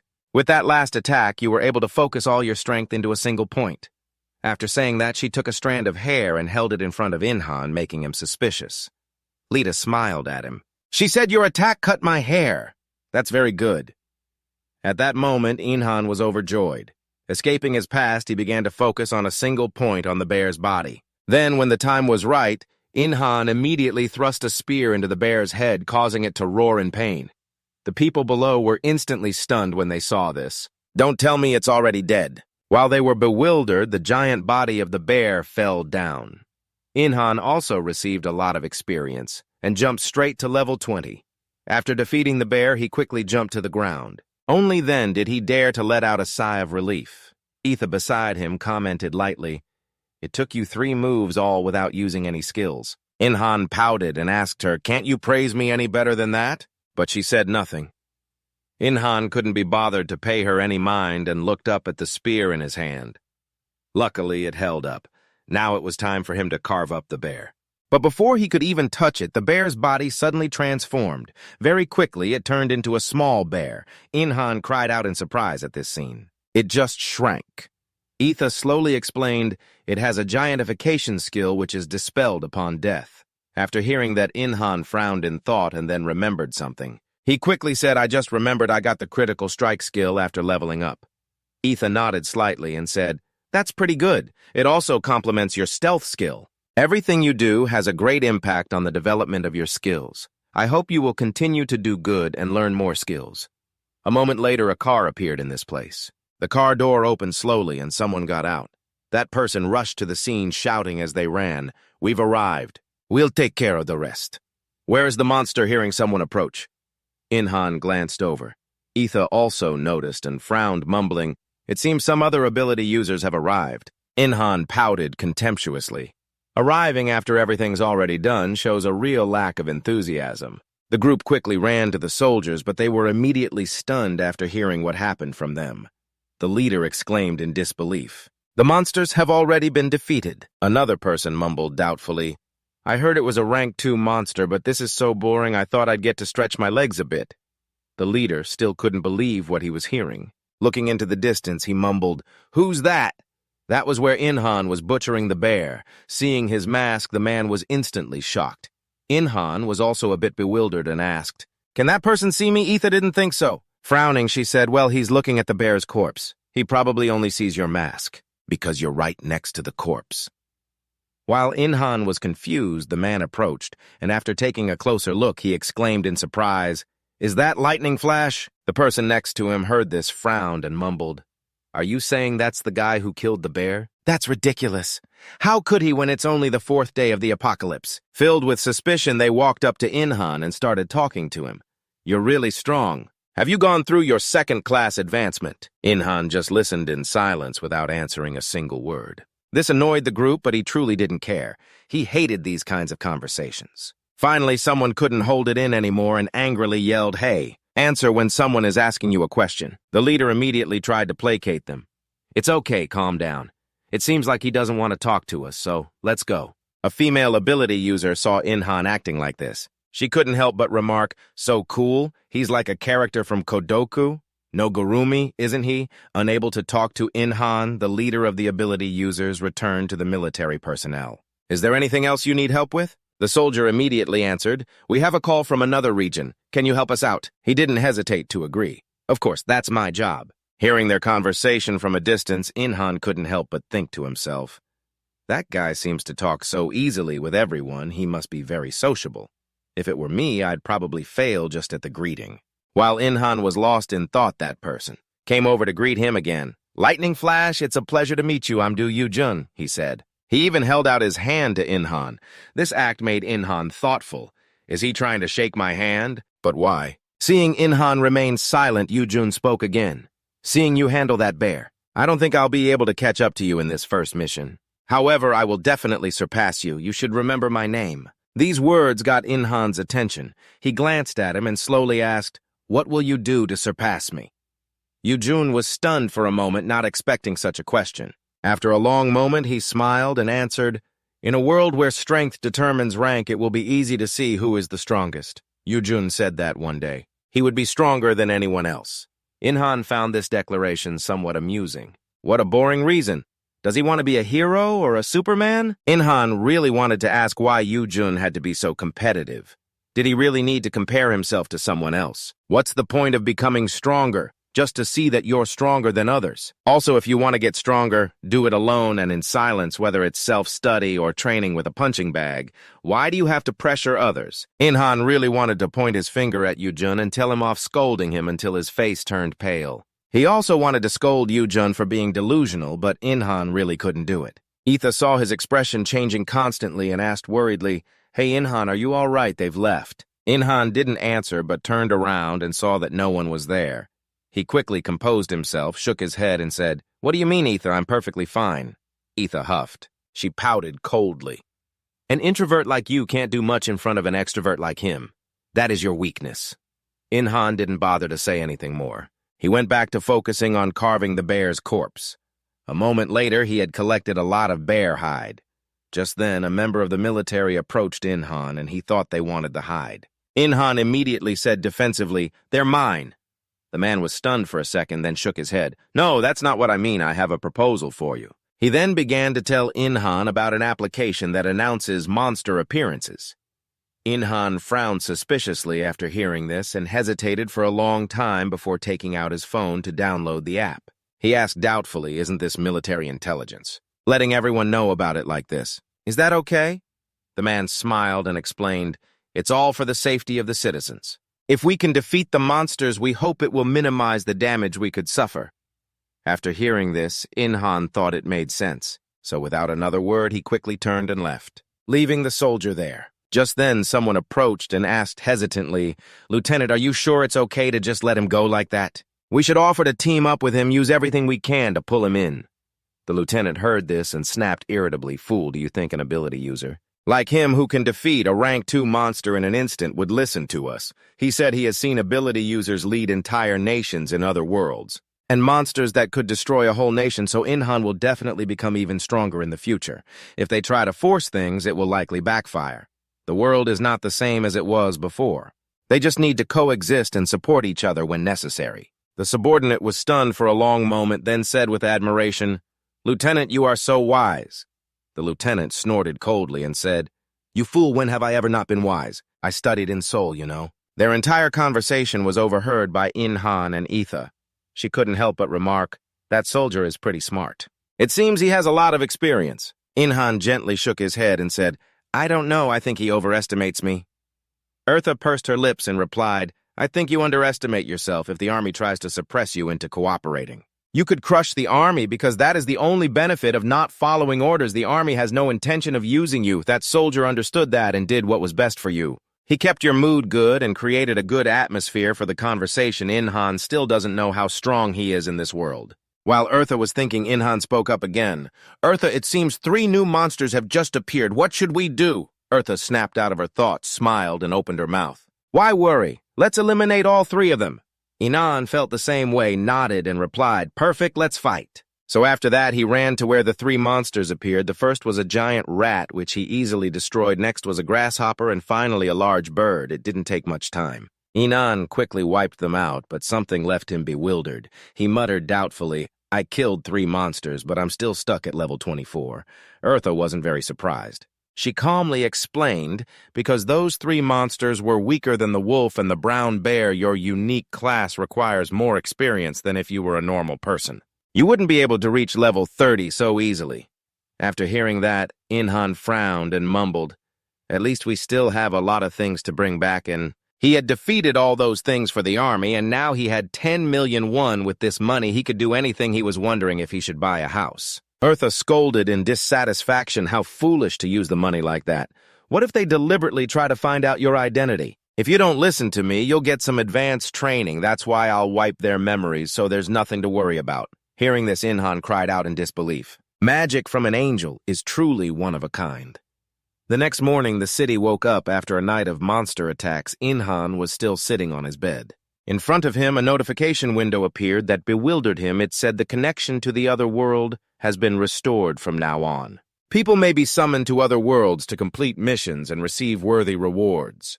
Inhan trembled slightly and mumbled, "They're talking about the place where I was summoned. So what does that mean? Was he being abandoned again? Was he really the only one left in this world?" So Inhan ran to find Eartha and ask what this meant. Eartha panicked and avoided his gaze, hesitatingly mumbling, "The monsters on Earth have become too strong, so I was just wandering around looking for a few things." That was when, but before she could finish speaking, Inhan was fuming. He gritted his teeth and asked, "You want to send them to the other world? To gain experience more safely, right?" Eartha cautiously nodded, "Yes, that's right." Inhan became even more dissatisfied and shouted, "Then what about me, while everyone else is going to the other world? What about me, huh?" Eartha felt this wasn't an issue and calmly explained, "You've always been alone from the start. What's the difference now?" Inhan was still not resigned and cried tragically, "Even so, Mom will definitely ask me why I'm not going to the other world. Just you wait." Eartha thought for a moment and suggested, "As for that, just tell her there's nothing to learn there. Then there won't be any problem at all." Inhan snorted coldly and refused. "I'm not going to act like a middle schooler going through puberty. Eartha narrowed her eyes at him for a moment, then slowly opened her mouth. Jo In-han. I'm truly sorry about your case, but I really can't do anything. I am not the one who decided this fate for you. In-han sighed reluctantly, I know. I guess I can't go to the other world then. Hearing that Eartha spoke up, it's not entirely impossible. In-han was momentarily stunned, a glimmer of joy appearing in his eyes. Eartha slowly explained, if you become a higher being, you will have that ability. You would not only be able to go to the other world, you could even set foot in heaven. You would be on the same level as an angel. Hearing this, In-han's eyes widened in amazement. Really, if I become a higher being, I could meet Lita again. Hearing him mention Lita, Eartha frowned in thought. The more she observed them, the more she saw that they were almost in a very so out of reach. But if that's the case, Eartha was thinking of a possibility. Wasn't she acting like a love messenger between the two of them? The more she thought about it, the more annoyed she became. Eartha hated this. Immediately, she took her anger out on In-han. She aggressively demanded train harder to become a higher being then. That way you can go to the other world and reunite with the one you love. It will probably take less than a millennium. After hearing the timeline, In-han sighed helplessly. I guess I have something to look forward to, huh? After that, he went downstairs where his parents were waiting for him. They were watching the news. The media was reporting that the government was establishing emergency martial law. Hearing this, In-han frowned and mumbled, emergency martial law, huh? His mother gently explained, it seems it's not just in our country, but all over the world. I guess they have no other choice because the monsters are too dangerous. All schools and companies have been ordered to close while the military is planning to kill monsters. At least they are trying to limit the number of people on the streets as much as possible. In-han could feel it. Even the government accepted that they couldn't do anything without making changes. Thinking of this, he suddenly remembered something.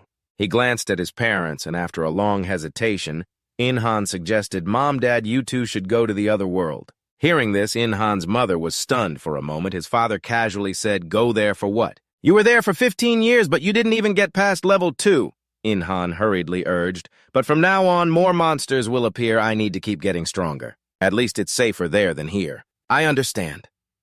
In-han's father nodded slightly and replied, then he smiled and said, if that's what you think, then I'll see you soon. Never give up and do your best until the very end. As soon as he finished speaking, he disappeared.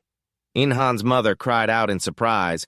What the heck? Why did he leave so suddenly? He just left like that. Saying that, she placed food on the table for In-han and said caringly, my dear son, I think differently from your father, although trying your best is great. But make sure to take good care of yourself, okay? In-han nodded while eating and replied, of course I will. The food is great today. Just then, his mother suddenly said, the masked person. That monster hunter, that's you.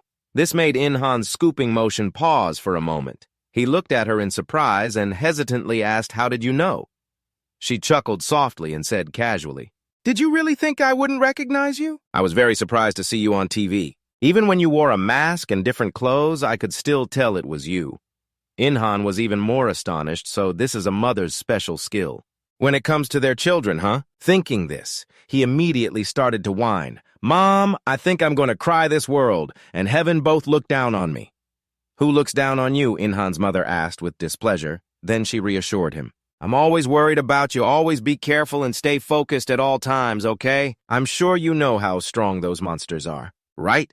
She also told In-han to be careful of people. There will definitely be many bad people, so always be on guard. In-han nodded slightly, feeling happy inside. Although his mother was scolding him, it was good to hear her words. The two of them ate like that for a while. Then In-han's mother stood up to say goodbye. It's good to see you ate a good breakfast. I'm going now too. Make sure to always be careful, okay? In-han nodded slightly and replied, take care, Mom. But only then did he realize she had left a pile of unwashed dishes. In-han sighed reluctantly and had no choice but to put on gloves and wash them. As he worked, he thought about his parents. They had gone to the other world to gain experience even though he couldn't go. But he still had other things to do in the meantime. Eartha approached and said, Jo In-han, I'm going to heaven to collect more mission rewards. In-han nodded slightly and replied, buy some ice cream on your way back, okay? Eartha didn't answer and quickly left. In-han watched her back as she ascended to the heavens. For a long while, then he went down to his basement and flipped the light switch. The basement was instantly illuminated last night. In-han had bought a storage space with his money. From now on, this would be his workshop, although In-han didn't have everything he needed. Raw hides and bones would spoil if he didn't process them quickly. Inhan had hoped to use metal, but since he didn't have the materials, he could only process certain things that he got from the animal carcasses. Looking at the pile on the table, Inhan frowned thoughtfully. It looks like processing and curing the hides will take quite a while at this rate, I wonder. How long will it take to finish crafting this equipment? Just as he thought that, a familiar voice rang in his ear. You can handle all of that with magic. Startled, Inhan turned his head. He saw Eartha behind him and happily asked, You're back already. So fast, did you buy the ice cream yet? But just as he finished speaking, his eyes widened in horror because Eartha had now grown large. She was standing face to face with Inhan, no longer flying above his head. Inhan muttered in confusion. You know how to use giantification magic, Eartha pouted and said, Who do you think I am? I've been using shrinking magic this whole time. With that, she held out her hand in front of Inhan and said, Give me your hand. I will give you your reward. Inhan nodded blankly and held out his hand. Eartha quickly took it, and Inhan felt that her hand was cold but very smooth. Soon after that, a notification window appeared in front of Inhan quest from Heaven Reconnaissance quest completed. All of Inhan's stats will increase by 1, and he also received the reward Infinite Flame. Seeing this, Inhan asked doubtfully, What is Infinite Flame? Eartha smiled faintly. She jutted her chin towards what was behind him and said, Look. Inhan looked back and his eyes widened in shock. The fire in the forge was already lit. He muttered in surprise, When did the fire start burning? I haven't even lit it yet. Eartha chuckled and explained, Infinite Flame is a fire that will always burn and never go out. It is a precious flame from heaven. Inhan was skeptical at first, but then he exclaimed happily, A living, eternal flame. This is exactly what I need, chuckling. Eartha said smugly, I knew it, that's what I told Lita. At the mention of Lita, Eartha's attitude immediately changed. Remembering how Lita kept stuffing her with things and giving instructions, Eartha said in annoyance, Lita in heaven worries a lot about you. Inhan, on the other hand, was very happy and cheerfully exclaimed, Is that so? Did Lita send this? She really understands you, of course. Eartha let out a small huff, very displeased with this pair of lovebirds. But she still fulfilled her duty and announced, I have some more good news. Heaven has sent you another quest, since you cannot travel to other worlds. That quest is for Inhan to create a dungeon on Earth. Upon hearing this, Inhan froze. Create a dungeon, who, me, why, and how? Inhan felt that this was truly insane. Then he immediately laughed and said, I'm sorry, I don't think I can do it. Can I go cook some noodles instead? Eartha shouted in frustration. Just shut up. Heaven chose you to help create the dungeon, that's why they gave you this quest. After hearing that, Inhan frowned in silence, finally protesting with displeasure, It's not meant for me, it's meant for you. Eartha seemed to have been hit a sore spot. After a moment of silence, she spoke hesitantly. Actually, it's for Earth, so it's for you. Inhan retorted, unconvinced, You said I needed 15 years, but it took a whole 1,000 years. Clearly, nothing went according to plan. So what's the point of me believing you? Eartha was a bit embarrassed by his accusation, then she slowly explained that it was because when God used time on Earth, all things on Earth were affected by his power. They gained his power, resulting in reactions that don't normally occur.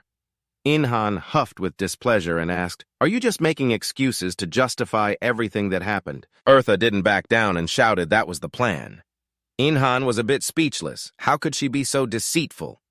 Eartha ignored Inhan's reaction and continued. You have been developing your skills for the past 1,000 years. Your blacksmithing skill is truly supreme. The only one who can create a dungeon on Earth is you. Inhan felt this was too absurd. Was Eartha actually praising him? This felt so surreal. She was even smiling patiently. It just feels suspicious. Inhan, resolutely unconvinced, pointed at Eartha and scolded, You're trying to trick me into overworking. Eartha giggled twice and said with a smile, It's mutually beneficial we carry out the command, and you get the quest reward for your efforts. Hearing this, Inhan couldn't help but be suspicious. How is she so good at persuading? He asked with displeasure, What happens if I do nothing? Eartha replied casually, The monsters will have no place to take refuge, and humankind will have to pay the price. Without her needing to say it, Inhan knew how disastrous that price would be, so he agreed immediately. Eartha then threw a bag of materials onto the ground. She said calmly, Here are the blueprints and materials. We will support you. Whatever you need, we will provide. Inhan frowned, looking at the pile on the ground, which included hassium, pexnium, and elastra. Those are 3 minerals used by higher-level species that don't exist on Earth. What surprised Inhan even more was how huge this magic stone was. It's gigantic. Eartha had also prepared tools for him. Seeing them, Inhan immediately lit up the best kinds too. Can I really use all of this? Nodding indifferently, Eartha said casually, We will lend them to you. You need to return them when you're done. Inhan wished he had never asked. He let out a cold huff. Pouting, he asked, but how am I supposed to create a dungeon with these things? Do I need to dig or something like that? Eartha shook her head in denial. No need. What they need you to do is create magical tools that attract monsters which will then transform the area around them into a dungeon. Inhan will use the provided blueprints to create this destructive trap. Eartha said it wouldn't be easy. Inhan looked at the blueprint for a moment and nodded in agreement. I can tell it won't be easy. But very quickly he raised an eyebrow confidently. As for the quest reward, you should get it ready. A smile crept onto her face as Eartha said smugly, For you, Inhan, I will definitely give you something that will blow you away. Hearing this, Inhan happily and quickly prepared to begin. He threw the magic stone into the forge fire. Eartha stood beside him and reminded him, If the eternal flame is too weak, you can add more magic stones. Inhan nodded slightly. He then put another stone inside, and in an instant the flame flared up more intensely. Seeing this, Inhan got to work, and before long his forehead was covered in sweat. But his serious demeanor was truly captivating. Eartha watched from the side, hoping she hadn't made a mistake. If Inhan hadn't changed his class to a knight, she would have guided him to become a blacksmith. Inhan could create a weapon capable of shifting the power of the gods. A few hours later, Inhan had created an ingot. He then slowly spoke up next. This part makes me a bit nervous, so don't blame me if I mess it up. Eartha said casually, If you mess up and it melts, you can just do it again. It will only take more time. Hearing this, Inhan felt relieved. He took a deep breath and then began to work on the newly created ingot, his eyes extremely focused. Seeing this, Eartha did not disturb him. Just standing by and watching, the more she watched, the more she understood something. So this is what Lita must have felt for the 1,000 years she was by Inhan's side, staring at him just like this. Just like Eartha was now. Eartha had wondered why a high-ranking angel like Lita would be so interested in a human like him. Just as she thought of this, she suddenly felt that trying to find an explanation for it was truly pointless and meaningless. While Eartha was lost in thought, Inhan put down his tools. He let out a sigh of relief. It's done. Eartha looked at him in amazement and exclaimed in disbelief, You're already finished. Inhan nodded slightly. In doing so, he had awakened the blacksmith profession and received the title Legendary Blacksmith. Eartha quickly came to his side to look at the object in his hand. She cried out in alarm, You have already finished it. Hearing this, Inhan spoke with displeasure. What do you mean by already? 5 hours have passed. Eartha was taken aback. She had completely lost track of time watching him work for 5 hours. But she couldn't let Inhan know, so she hastily covered it up. 5 hours is still very fast. Are you sure you followed the blueprint correctly? Inhan shrugged indifferently and tossed it to her, saying with a cold snort, Of course it is. Check it yourself. Eartha caught it and inspected it for a long time before exclaiming that it was perfect. She then glanced at Inhan, wondering if a mere human like him could really create such an item. After pondering for a long time, Eartha reluctantly said, At this level, I guess you pass. Inhan immediately brightened up. Really awesome. It's time for the mana crafting now, right? Nodding indifferently, Eartha said casually, Yes, I'm calling my other angel friends, so wait a moment. Inhan looked at her shocked and asked hesitantly, Angel friends, is Lita one of them? Eartha shook her head without any hesitation, no. And right after that, Eartha began to summon her holy power and a halo appeared above her head. Seeing it, Inhan exclaimed, I know that thing. That's the fluorescent light I used to see when I was a child. Hearing this, Eartha explained with displeasure, This is an angel's halo. In the blink of an eye, 3 angels appeared in Inhan's house. As soon as they arrived, they began to whisper and gossip about him. This made him unsure of what to do. Inhan quietly observed them and then remarked to himself that the angels were stunningly beautiful. He hadn't realized it when Eartha was tiny, but now at her normal size, she was absolutely gorgeous. While Inhan was thinking, Eartha spoke up again. All right, hurry up now. We don't have much time left. Let's start the crafting process. She told Inhan to just focus on thinking to perfect the destruction trap and activate it. They would take care of the rest, and upon hearing this, Inhan nodded and said, Okay.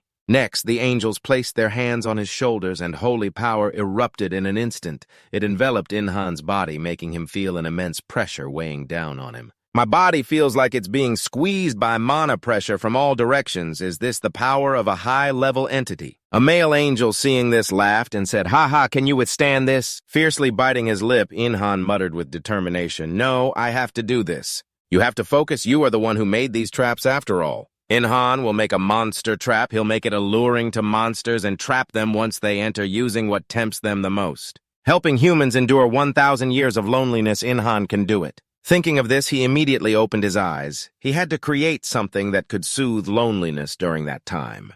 The 4 angels behind were still channeling holy power into Inhan, that male angel. "I didn't expect a lowly human like you to be this capable. An ordinary person would have fainted just from meeting an angel. You have a strong will." Just then, another angel shouted, "We'll be blown away if we lose our grip. That would be so humiliating," and the other one clicked his tongue in admiration. What an interesting person. Amazing time passed just like that. Inhan's inventory was enveloped by a large amount of holy power, and after a few hours, Inhan had completed the secret destruction trap of Earth. Inhan's forehead was drenched in sweat. It's finally a success. The male angel saw this and exclaimed in disbelief, "No way." He succeeded on his first try. The blue-haired female angel also nodded in admiration. "I thought he would fail within the first 10 minutes. This thing even has alpha and beta options." Hearing this, Inhan was confused, and Eartha at his side quickly explained, "Blacksmith, they're talking about the additional options that appear during the final stage of the crafting process. That destruction trap, that's the crucial part for a blacksmith creating an artifact. The effects that appear depend on the luck materials and ability of the creator. It's very rare to see an alpha option. Beta and accompanying effects on a first-time crafted item, an atmosphere of joy quickly filled the room.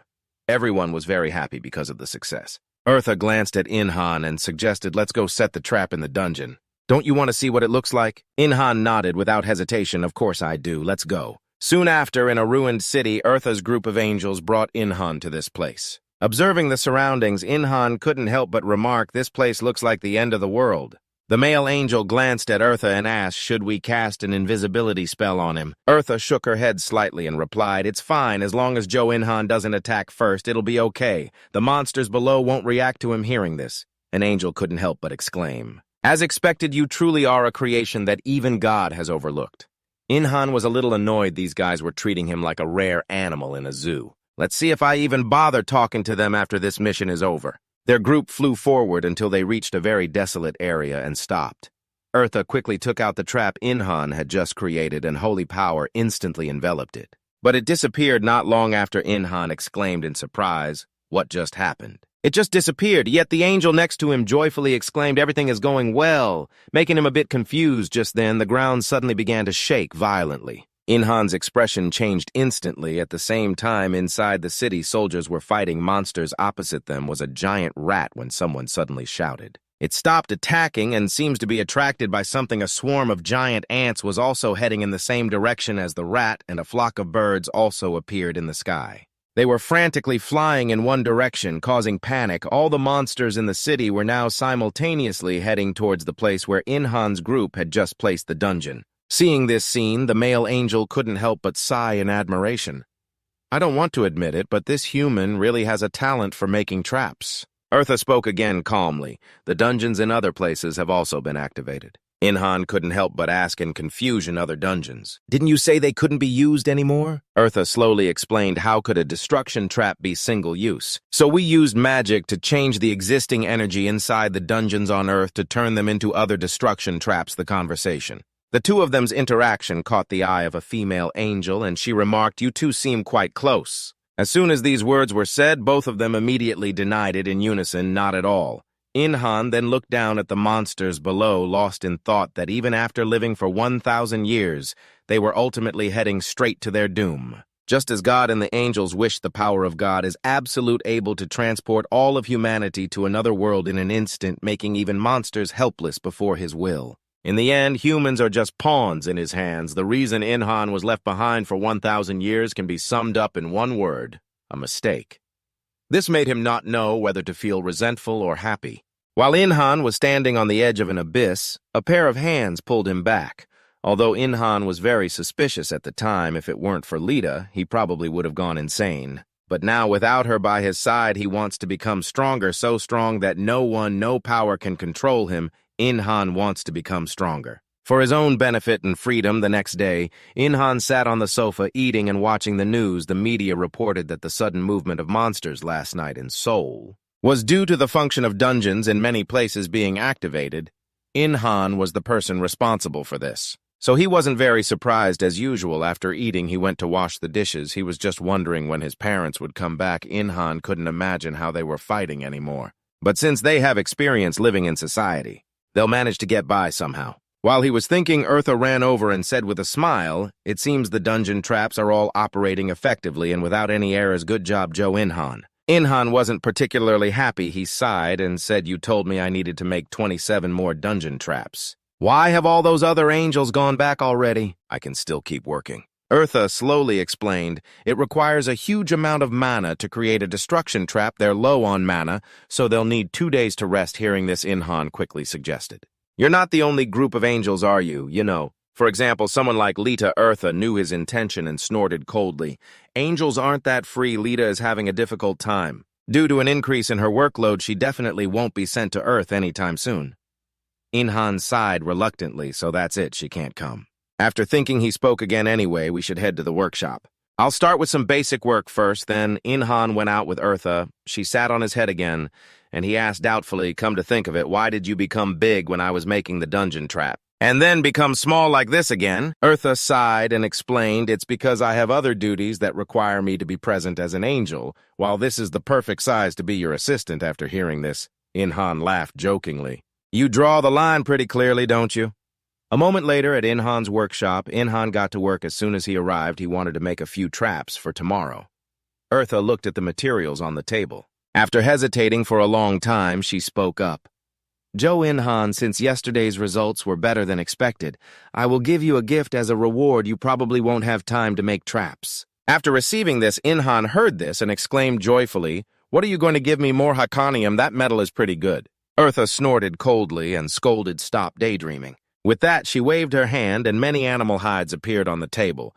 Eartha calmly said, "The monster hides that were dried and sterilized, which you received from hunting, have now been completed." Seeing this, Inhan cheered happily. "This is perfect. Wait, it feels like the quality of this has increased," Eartha said with a smug smile. "What do you think now you have more work to do?" "Right." Inhan nodded slightly and started working with this without hesitation. "I can make gloves and boots with this," so he stayed in the workshop for a long time and quickly made rare-grade leather gloves and also rare-grade leather boots. "The defensive and offensive power are both good," Inhan said with a happy smile. "This is great. It's also breathable. After all, it would be quite troublesome if I get too hot while wearing armor. Then I wouldn't be able to move." Eartha, observing from the side, asked doubtfully, "Since when did your enhancement skill get so good?" Inhan pouted and said with a smile, "I already told you. With manual labor, you just need to have a knack for it." Next, he turned his attention to the bearskin. He was going to make armor out of it. Seeing Inhan so focused, Eartha didn't say anything. She just watched from the side, unable to hold back a smile. The two of them stayed in the workshop like that for a whole night. Eartha, having just woken up, yawned and sighed. A whole day has already passed just like that. Yet Inhan was still diligently working at his forge. Eartha suggested, "Why don't you take a break before continuing?" Inhan gently shook his head and said, "I'm almost done and I don't feel that tired." Smiling unconsciously, Eartha pouted and said, "Well, I guess with that extraordinary stamina of yours, pulling an all-nighter is no big deal, right?"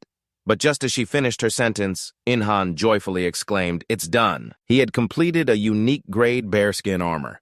Eartha ran over in astonishment and asked, "Is it finished?" Inhan gently shook his head and said, "There are still a few things left. I still need to enhance it further." With that, he picked up the bone fragments on the table and started enhancing the armor in front of him. The armor's defensive and offensive power rapidly increased, as did its durability. Seeing the armor's stats, Inhan became even more delighted. "There's a hidden function in this armor." Eartha calmly nodded. "I think I can guess that function from its name." As soon as she finished speaking, she suddenly reached her hand towards the armor. Immediately, the normal-looking armor sprouted sharp spikes. She raised an eyebrow and asked, "It hides sharp spikes, and that pile of spikes will pop out and counterattack if it takes damage." Inhan smiled happily and said, "That's right, it's like a porcupine, a huge porcupine that can even chase away a tiger." Hearing this, Eartha couldn't help but muse. "Even that bracelet you made last time had some kind of mantis blade that popped out, didn't it? You're always hiding blades and then making them pop out like that." Hearing this question, Inhan suddenly fell silent. After a long moment, he spoke in a low voice. You're asking about that Eartha was slightly stunned. It was just a random question. But why is the atmosphere so strange? Thinking this, she hesitated and mumbled, is there a special reason? For example, did porcupines ever hurt your parents or something? But Inhan roared fiercely because this is a man's dream to create something special. Eartha's face went blank upon hearing that. Then she erupted in anger and scolded, that's as meaningful as your empty head. What kind of pointless reason is that? After scolding him, Eartha took 2 huffy breaths, then looked back at the armor and said, it seems this time there's also an option for effects. Inhan frowned slightly, thinking for a long while before speaking. There are some bones left. I'll use them to make a meat-cutting knife. It's too hard to cut meat with a spear. As he spoke, he immediately got to work. Before long, he had finished a rare-grade short knife.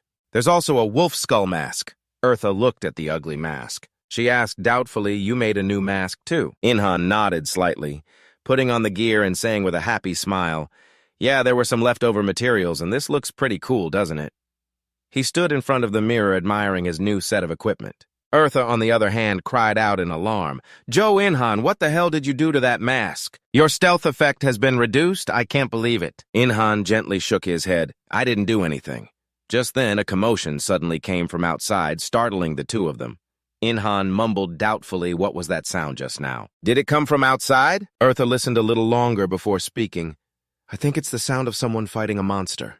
Hearing this, Inhan was immediately stunned and exclaimed, what? A monster outside the city in the Dungno area. A warning is being issued that a level 2 monster has appeared. Those who are still in the buildings. Flee to the other world immediately!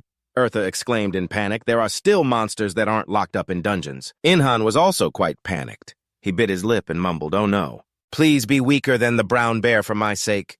Eartha glanced at him and asked grimly, Joe Inhan, are you starting to get scared? Inhan snorted coldly and said fiercely, that's not it if it's faster than that bear. I'll have to skin it and make a new set of armor. But first, before I go take on that level 2 monster, he needed to repair this spear. Immediately after Inhan began the repairs, before long, the process was complete. Its damage and durability had increased significantly. The critical hit rate also increased to 20%. Inhan was immediately overjoyed. Amazing. I only repaired it a little, and the damage increased by 300. He then glanced at Eartha, pointing to the pile of tools on the table, and pleading, give it to me. Eartha refused without a moment's hesitation. No matter how much he begged. Eartha adamantly refused, leaving him somewhat desperate. A while later, at the Dungno area, when Inhan arrived, all the citizens had already fled in panic. Eartha pointed into the distance and said over there. Inhan followed her finger and saw a giant leopard climbing on the high-rise buildings. A helicopter that had just flown by was destroyed by it. The soldiers on the ground below grew even more panicked upon seeing this. The leader quickly spoke up, the anti-tank missiles are also useless. Those who have changed their class, charge out and throw your knives at it. At the same time, fire magic continuously attacked the leopard. Inhan, watching from afar, mumbled besides the soldiers, people who have changed their class are also fighting. If this were the other world, they could easily gain experience points, but here, fighting powerful enemies on Earth is too difficult. Even after changing classes, taking on a level 2 monster like this leopard is not easy at all. However, they weren't wrong. Even if they went to the other world, Earth is still their home. So Inhan felt it would be meaningless if it were destroyed. He didn't intend to risk his life to protect others. But Inhan needed to try harder to protect them. That was all he could do. Thinking this, Inhan immediately equipped his gear and dashed off. He sped past a crowd of people, rushing straight towards the leopard. The leopard was extremely ferocious at this moment, with blood-red eyes and sharp teeth continuously attacking everyone. Eartha, observing it from above for a long time, said that leopard is clearly much stronger than the brown bear. Just at this moment, the fire and smoke from the army's cannon shot out with a boom. It flew straight into the leopard's head. Seeing this, the army personnel were immediately overjoyed. They were sure it was finished. However, when the smoke and fire cleared, the sight before them horrified them. The leopard was basically unharmed, not even a scratch on its skin. The leopard's gaze quickly turned to the cannon. It slowly walked over, picked up the cannon with its paw, then brought it to its mouth, preparing to crush it. But before it could do anything, a bolt of energy suddenly struck. It was Inhan. He rushed in from a distance, speaking fiercely. I've never felt so comfortable before, because I'm not being noticed. Immediately after, he raised his spear about to strike down. The leopard clearly sensed the approaching danger but couldn't see anything. By the time it realized its eye had been struck, fresh blood sprayed out like rain. Inhan had landed a critical hit on the leopard. Its eye was definitely gone for good. The people who saw him immediately cheered happily. It's lightning. He didn't run to the other world. We're safe now. The soldiers in the cannon also breathed a sigh of relief at this moment. But just then, Inhan suddenly realized something. The leopard's injured eye suddenly glowed. It threw its head back and roared at the sky, tossing the cannon in its paw away. Seeing this, Inhan immediately leaped to another spot. The army personnel also immediately gave the order to fire at the leopard. In an instant, a rain of bullets began to bombard it. However, it had no effect at all. Inhan rushed from a distance to where the cannon had fallen. He squinted at it, calculated for a moment, then swung his spear horizontally. Inside, 2 soldiers were trapped, unable to get out. Inhan held out his hand in front of them and said coolly, "If you don't want to die, grab my hand tightly." The 2 soldiers quickly grabbed on. Inhan flew away with the 2 of them. Very quickly, he landed safely on the ground. The 2 men, having just escaped danger, cried out, "Thank you so much. From this day on, lightning will lead our way." Inhan sighed helplessly. He didn't do this hoping to become a hero. He saved them simply because he had the ability to. At this moment, Inhan seemed to sense danger approaching. He immediately turned his head to look, then warned the 2 people behind him, "Run." It's the leopard. It had somehow run to Inhan's location. Its eyes were extremely vicious as it stared at him. Inhan looked up at it and couldn't help but sigh, "This monster is smarter than that bear." It knew exactly who the real threat was. At that moment, Eartha also spoke up to warn him, "Be careful, Inhan, the panther has already spotted you. Your stealth skill is no longer effective." Inhan wasn't worried at all. He curled his lip into a confident smile and said, "Don't worry, I can beat it even if I have to fight in melee." The giant panther advanced step by step. The army leader immediately shouted an order. "This is our chance to attack." Right after that, they opened fire on it, and the surrounding ability users also quickly unleashed their attacks in unison. They attacked it. At the same time, a bolt of lightning suddenly struck down from the sky, hitting the panther below, causing it to roar in pain. This sudden turn of events left everyone bewildered. Looking up, they saw a helicopter nearby. On it was a girl, and someone recognized her. It was the one known as the Queen. What surprised them was she was that beautiful. They hadn't known that. The panther, under the combined assault of firepower and lightning, was now extremely furious, but it paid no attention to the others, focusing only on Inhan, who remained very calm. He raised an eyebrow, provocatively, "Come at me." The panther, seemingly enraged by his provocation, immediately swiped its claws at him, but Inhan quickly dodged. The ground was shattered by the panther's strike. The panther glared fiercely at him, but he had already rushed to its head. Everyone below saw this and immediately grew worried. Even the Queen in the helicopter waited with bated breath, but it wasn't long before she realized what was happening. The people below also looked on in horror. They could only see fresh blood dripping to the ground, while Inhan was now like a hedgehog with sharp spikes protruding from his armor, stabbing straight into the center of the panther's forehead. He smiled nonchalantly and said, "Hey, I think I'll be getting my money now." Hearing this, Eartha was speechless. She muttered in disgust, "Let me tell you something. You look hideous, absolutely hideous." Inhan dismissed it, clicking his tongue and saying, "Appearances aren't the issue." Eartha pouted slightly and asked, "Are you planning on letting Lita see you like this?" Inhan immediately shook his head, "No way." The panther, stabbed by Inhan, roared in pain. It thrashed its head wildly, causing Inhan to fall. He couldn't help but remark, "This thing really thrashes around." Just then, the panther charged towards the falling Inhan. It slammed into the building in front of him, but Inhan had already nimbly dodged. He smirked, then stomped on its head. There were also spikes on the soles of his boots, and blood spurted out again. Inhan didn't stop his spear thrusting forward once more. Inhan continuously landed 2 critical hits on the panther's head, causing it to fall straight backward. Seizing this opportunity, the army's cannons fired again, and everyone around also attacked it in unison. Unfortunately, against a level 2 monster, the attacks of level 1 humans were mostly ineffective. But they could still inflict minor wounds on its body. After all, enough ants can take down an elephant, and this was a perfect example. Inhan looked down from above, smirking, and said, "This shows the importance of strategy." Eartha, standing beside him, was at a loss for words. She quickly urged Inhan, "Hurry up and finish it." Inhan couldn't help but ask doubtfully why. "They can handle the rest." Eartha said urgently, "This panther is on the verge of evolving to level 3. Sure enough, just as she finished speaking, red vines suddenly sprouted from its body. Inhan recoiled in alarm, exclaiming in disgust, "What the hell is this? So gross." Eartha slowly explained this part of its body is mutating at a very fast rate. Inhan pouted and said, "I'm not good with things like tentacles. Call an elf archer or a night princess or something." Eartha snorted coldly and said, "You do understand this is no time for jokes, right? I can't help you right now even if you die." After hearing this, Inhan pressed his lips together. "It hasn't fully evolved to level 3 yet. I have to attack while I still can, damn it!" Just then, a bolt of lightning struck down from the sky, startling Inhan. The panther's vines were now tightly entangled. Inhan glanced back. He saw the queen in the helicopter, but the panther's vines were about to attack him.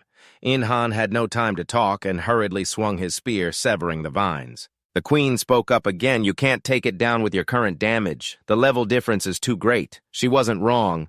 The panther's vines regenerated very quickly. Inhan didn't have enough damage to finish it. While he was thinking, the queen suggested, "You need a buff from me." Inhan couldn't help but feel skeptical, a buff effect. The queen slowly explained, "I don't have much mana left after that attack. Are you sure you can kill it?" Inhan thought for a moment before nodding. "Just give me the buff." Seeing this, the queen smiled and said, "I'm counting on you." Then she jumped down from the helicopter. Inhan was a bit bewildered. What is she doing? But before he could understand what was happening, his body suddenly felt a surge of power. Soon after, the queen landed in front of Inhan. She spoke slowly to buff you. "Physical contact is required. I will use all my remaining mana and won't be able to help you anymore, so my life depends on you." Inhan was stunned when he heard this. What does she mean by that? But no one answered him. The queen spoke again. "Now let's begin." As soon as she finished speaking, lightning appeared in her hand. It quickly enveloped Inhan's entire body. In an instant, his damage movement speed and critical hit rate increased by 50% for 30 seconds. Looking at the buff the queen had just cast, Eartha couldn't help but marvel. For a human, this is incredible. How good at controlling mana must she be to provide such an enhancement at only level 1? Inhan, on the other hand, didn't care about that. He exclaimed excitedly, "All right, nice at this rate." As soon as he finished speaking, Inhan charged towards the panther without a moment's hesitation. He thrust his spear into its body, accompanied by continuous flashes of lightning. The queen at his side constantly reminded him, "If we can't kill it, they will use missiles. If that happens, the number of casualties and the damage will increase immensely." Inhan fiercely pressed his lips together and muttered, "We can't let that happen. My workplace is nearby." Right after that, he landed another critical hit on the panther, accompanied by the lightning effect. The sound of crackling electricity quickly spread, and fresh blood poured continuously from the panther's body. Inhan received a lot of experience points, leveling up to level 28. His other stats also increased significantly at this moment. He finally let out a sigh of relief. Eartha also gave a rare compliment. "Well done, Inhan. You took it down before it could complete its third evolution." The queen stared blankly at the panther's corpse in disbelief. She muttered, "Is that panther really dead?" Inhan nodded slightly and replied, "That's right. Didn't you get any experience points?" The queen shook her head slightly and said, "I'm not in a party with you." Hearing this, Inhan was shocked there's a function like that. He always went alone, so he never knew such a thing existed. Eartha sighed at this and said a solo player wouldn't do things like partying up. They don't know and don't need to. Just then, a notification window appeared again. The enhancement effect's duration has ended. Within 3 minutes, Inhan's stats will be halved. The giant panther's body was now staggering. Before long, it collapsed to the ground. Luckily, Eartha managed to pull Inhan away in time. Otherwise, he would have been done for. He said gratefully, "Thanks." Eartha pouted and said, "You only won by a hair's breadth. It would be very disappointing if you were crushed to death by its corpse." At the same time, the people below began to cheer and shout. They kept calling out the name Lightning, leaving Inhan bewildered, not knowing how to react. Eartha glanced at him, pouting playfully. "All that praise is directed at you. Enjoy it." But Inhan didn't say a word, which surprised Eartha. She muttered in a low voice, "What's wrong, Inhan? There are no more monsters here. You've won." Inhan pressed his lips together and shook his head. He pointed at the hide in front of him and shouted, "I just noticed the hide is completely ruined. I can't make a new set of armor from it anymore." Eartha was at a loss for words. She asked in frustration, "Is that really so important?" Inhan exclaimed aggressively, "Yes, it's very important to me." Just then, some people approached from a distance, wanting to divide up the panther's meat. They were about to start butchering it when they were stopped. Inhan said flatly, "Butchering is my job." Hearing these words, everyone quickly stepped aside to make way for him. Inhan glanced at the queen and asked, "How should we divide it?" The queen frowned in thought for a long while before answering, "You take 60%. I'll take 20% and 20% for everyone else."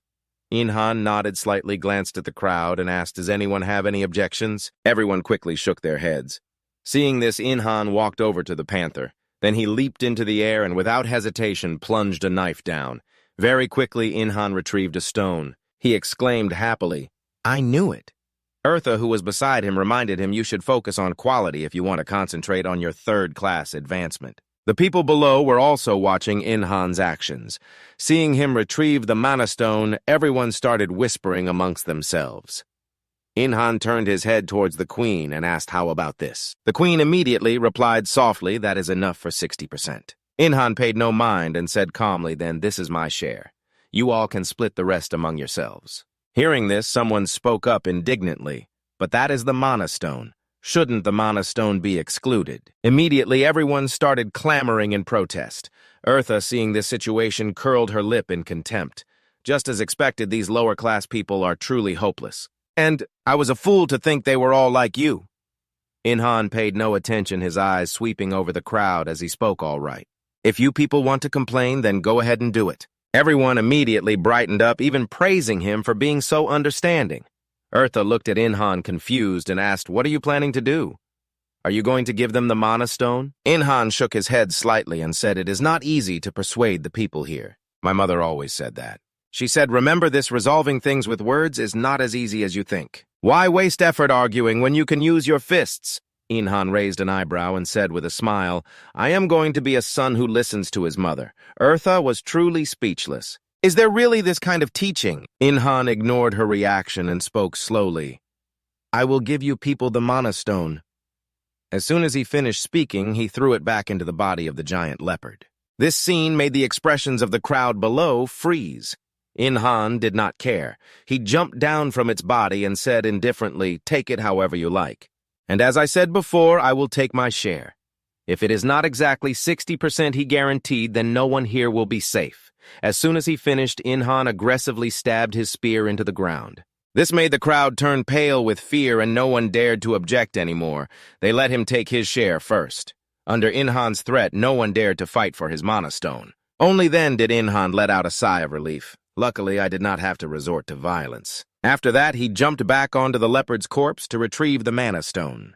At this moment, the queen came over and made an offer. "If you can butcher my share, I will give you 40%. I will offer more than just the bones." Inhan agreed without hesitation. Before long, he had stripped the bones and skin from the leopard. Seeing how much there was, the queen suggested calling for a vehicle. Hearing this, Inhan could not help but feel suspicious. She must be the descendant of a wealthy family or a successful person. Come to think of it, did not she arrive in a helicopter? That must have been very expensive. While he was thinking, the other people cautiously approached and hesitantly asked, "Can you help with our share as well?" These words made Inhan's expression turn ugly. The crowd, terrified, backed away. And so amidst the ruins of the Jongno area, a pleading session began just a few minutes later. These people were shameless enough to want Inhan to leave the mana stone behind, and now they wanted him to butcher the meat for them. Eartha, seeing this, could not help but feel disgusted. "I give up on these lower-class types. You humans are so thick-skinned. I'm going to a meeting. Maybe I should just quit all this and become a farmer for a peaceful life." Inhan could not help but laugh and joke, "Go on then and call Lita back, okay?" With that, he glanced at the crowd and stated his price. "The price for me to butcher it for you is 50%. This made the crowd exclaim in shock. "What, 50% just for skinning it, Inhan?" He snorted coldly and turned to leave. "If you do not like it, then forget it." The crowd, frightened, immediately called out, 50% is fine, so please help us." Having reached an agreement, Inhan went to skin it for them. As soon as he put the parts on the ground, another argument broke out. Inhan felt truly annoyed. "I need to go home right now." But he had only taken a few steps before someone called him back. Inhan glanced behind him and saw the queen approaching. She smiled and said, "Your stealth skill is truly amazing. Thanks to it, you were able to defeat the leopard so quickly." Inhan really wanted to say that it does not work as he intends, but he could not bring himself to say it. Seeing that he did not answer, the queen made a suggestion. I want to form a party to hunt with you in the future. There is no one more suitable as a teammate for me than you. Inhan shook his head slightly and refused. I do not think so. The queen asked in surprise, why is that? In the future, I will continue my activities on Earth. I am not so weak that I have to return to this world for simple missions, and neither are you, right? I think we will be seeing each other often from now on. Inhan frowned slightly and remained silent. The queen did not give up and handed him a business card. This is my card, please get in touch. After that, she turned and left. Inhan frowned, looking at the business card in his hand. So the queen's real name is Kang Mi-ji. The way she left was pretty cool. I like it. With that thought, Inhan spoke up, Eartha, let us go home. There is a lot more work to be done. But just then, the leopard's corpse seemed to be twitching. No one noticed this. After returning, Inhan went to his workshop. He had created 4 more cores. Eartha, standing beside him, spoke with some dissatisfaction. A Tier 3 monster has already appeared. What the hell is wrong with Earth? Inhan pursed his lips and said, go ask God. The more Eartha thought about it, the angrier she got, shouting, I could rack my brain and still not figure it out. Seeing her reaction, Inhan could not help but feel displeased and opened his mouth. You did not say anything at the scene, so why are you making a fuss now that we are home? Eartha glared at him. She said fiercely, I can only do this when we are home. How could I let those lower-class people see me looking flustered in such a public place? Inhan declined to comment, pursing his lips and replying, is that so? Seeing his attitude, Eartha became even more annoyed. How can you be so calm? This is your Earth's problem. Do not you know about the appearance of a Tier 3 monster? How serious is it right now? The balance of power on Earth is tipping in favor of the monsters. Humanity is being nurtured to slowly develop its strength by completing missions suitable for this world. Thanks to God's mercy, but the monster's evolution speed is too fast. Eartha did not know how to maintain the balance in this matter. While she was thinking, Inhan suddenly spoke up. I am not calm, but worrying will not do any good. I am just doing what I can. What about people in other countries around the world? Eartha slowly opened her mouth. South Korea is the only place where monsters have shown signs of evolving to Tier 3. Hearing this, Inhan immediately understood and nodded. So that is the problem, the destruction trap. Eartha was stunned by his words. She frowned in silence. The destruction trap would make monsters stronger impossible. But the destruction trap could become a trigger that threatens the monsters. It is possible that monsters feeling threatened like that would go berserk and run rampant. With that thought, Eartha spoke again, in other words. Monsters are captured and defeated before they become wary, so their evolution usually takes place inside dungeons. Through various forms of crossbreeding within the dungeons, new and dangerous monsters appear. They cannibalize each other and evolve with a very small probability. After hearing this, Inhan could not help but sigh with emotion. It is a complete den of criminals in the dungeons. Eartha paid no mind and continued, but if we do not lock them in dungeons, they will capture and kill humans, and then they will evolve anyway. In any case, monsters rarely fight among themselves. Inhan frowned and was silent for a long time before speaking. So dungeons are essential for humanity. Eartha nodded slightly in response. Therefore, you creating the destruction trap to lure them into dungeons is a wonderful thing. We must quickly create more mana cores and wait for the angels to recover and return before we can. Create more traps. Immediately after Inhan got back to his forging, he threw a stone into the furnace. Eartha stood beside him and asked doubtfully, You just have to do that to forge a new item. It is not that simple. Inhan shook his head in denial. If I just simply made it to get it over with, there would be no meaning. He wanted to make something new, something he had never tried before. But that would allow him to gain a lot of new experience. Hearing this, Eartha felt it made sense. She had to live in an unchanging world for thousands of years. Inhan was all alone in this vast world, so it was natural for him to like tinkering and exploring. Eartha felt she understood his thoughts, but then she was quickly startled. What am I thinking? How could a high-class being like her sympathize with a lower-class one, she thought. Eartha immediately and repeatedly slapped her face to wake up. This action of hers bewildered Inhan. She pursed her lips fiercely, but she did not find it annoying to be with Inhan, did she? Thinking of this, Eartha immediately spoke fiercely. Get stronger. If you become stronger, you can experience more things, and you can also help more people. I know I will try to be stronger. Inhan nodded slightly in response, then resumed his forging work. Time passed just like that until evening. Inhan was still in his workshop. The angels, after recovering their magical power, came to help him after completing the destruction traps. Using a manual mana method, the angels took them to the dungeons. To set the traps in various nations, Inhan didn't know which nations they were, but as long as no more dangerous monsters appeared, it would be fine. Eartha pouted and said, even if level 3 monsters appear provoked by the destruction traps, it's not your fault. You are carrying out an important mission. To restrain the power of the monsters on Earth, I know. Thank you for worrying about me. Inhan nodded, slightly smiled, and spoke. Hearing this, Eartha was momentarily stunned. Are you okay? But Inhan didn't seem to care much. He stretched and yawned deeply. So tired, I'm going home to sleep. After that, Inhan left the forge and returned home. After returning home, Inhan went into the bathroom. After looking in the mirror, he saw that his body had become more toned. On the TV, the news was talking about the leopard. Inhan came out of the bathroom and said in surprise, Eartha, it seems like my body has gotten bigger, right? Eartha didn't even bother to look, casually replying, the higher your level, the more you develop. What's there to be surprised about already? Inhan couldn't help but frown and mutter, it seems my face has gotten brighter too. What do you think? Humping softly, Eartha opened her mouth in annoyance. To a noble being like me, what your face looks like doesn't matter, but compared to humans, it's quite handsome. Hearing these words, Inhan immediately became cheerful and started strutting back and forth in front of her, showing off. Eartha angrily threw a bag of food at his face and scolded, don't block the screen, go put on a shirt. Inhan stopped teasing her and quickly ran off. I'm going to bed, okay? You shouldn't watch TV too late, either go to bed early. Eartha sat on the sofa, watching his retreating back. She glanced at the bag of chips on the floor. Eartha picked it up and continued to eat, a thoughtful look in her eyes. After a long while, Eartha muttered in a low voice, that appearance and that body. For a noble being, it's just average. The only thing she found truly amazing about him wasn't his appearance, but just as she was about to say it, Eartha suddenly stopped. She realized a problem. Wasn't she just praising his inner character? Eartha suddenly remembered Lita's loud voice praising Inhan, which made her even more irritated. Meanwhile, Inhan was already tucked into his warm and cozy bed. The next morning, the sun rose again. The early sunlight shone through the window. Inhan stirred awake and saw a notification window in front of him, but it wasn't a notification, it was a skill. It was called Rest. Inhan was a bit confused. He went out to tell Eartha after hearing it.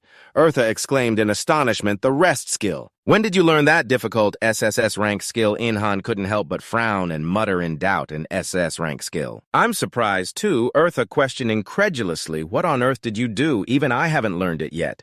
The more Inhan listened, the more bewildered he became. Is that for real? The Rest skill, is that amazing? For hundreds of years, every night he had researched how to be able to sleep more comfortably. Eartha read his thoughts and couldn't help but be stunned to focus and research something as simple as sleeping to that extent. It's true she couldn't do that. Thinking of this, she sighed and said the Rest skill is already difficult to learn. And it can even be upgraded. Wow, Inhan, you're really something. It makes me marvel. Inhan frowned at Eartha and asked doubtfully, where do I use this skill? She replied blandly, just rest, get a good sleep. After hearing that, he asked doubtfully, is that all? Eartha replied dejectedly, what more do you want? But Inhan didn't believe it. It can't be like that. He aggressively pointed at Eartha and questioned, if that was all, you wouldn't have been so surprised. Confess just obediently, tell me the truth. Eartha, having been hit where it hurts, sighed and said, I didn't plan to hide it forever. The joke ends here. Inhan was speechless, looking at her, who was even joking with her. Eartha quickly put on a wise demeanor and slowly opened her mouth. It's time to explain skill evolution. Inhan was doubtful. Skill evolution. Eartha nodded slightly and said skill evolution is a type of achievement in strengthening an acquired skill. It's a concept similar to a class change. This can be called the Akashic Records. Hearing this, Inhan raised his hand as if to speak, please explain it more simply. Nodding calmly, Eartha slowly explained, look, here is there a difference between the skill before and after evolution. Inhan thought for a moment, then nodded, that's easier to understand. Seeing this, Eartha continued speaking, satisfying the evolution condition for a skill you have is a hidden feat. Rest. Martial arts. Spearmanship, butchery, and forging do not have one, which means your technique in those has reached its peak. You still haven't awakened stealth, so that's excluded. The evolution conditions for martial arts and spearmanship are too difficult compared to Inhan's level, so Eartha also excluded them. That's also why she didn't mention skill evolution. After listening, Inhan asked suspiciously, so the rest skill seems a little different, huh? Eartha raised an eyebrow, looked at him, and said with a smile, you can confirm that for yourself. Inhan was a bit confused. At that moment, 2 notification windows appeared in front of him after seeing the conditions on them. The expression on Inhan's face froze. He spoke tragically. "What is this about? How can I do this?" Eartha laughed nonchalantly and said this kind is easy. She told him to check the evolution condition for the spearmanship skill. Inhan listened to her and opened the skill window to look Eartha at his side, explained, "Take a look. If the evolution condition for spearmanship is Mount Everest, the evolution condition for the rest skill is, you could say, only at the level of Changbai Mountain." The more Inhan listened, the more panicked he became. "Climbing Changbai Mountain isn't easy either." Eartha pouted slightly and said, "If it's you, it's easy." Hearing these words, Inhan immediately cried out in dissatisfaction. "You have a tendency to overestimate me. I haven't even mastered level 28 mana yet." Eartha didn't answer. She was deep in thought, clearly. Inhan's leveling speed was too slow. Was it because of his class? The barrier was because he couldn't use it yet. Mana is the deciding factor in the difference in power depending on whether one can control it or not. The reason Inhan has been able to be this strong until now is thanks to his peak martial arts mastered over 1,000 years. His status or martial ability, if he lacked either one, he would quickly be surpassed by others.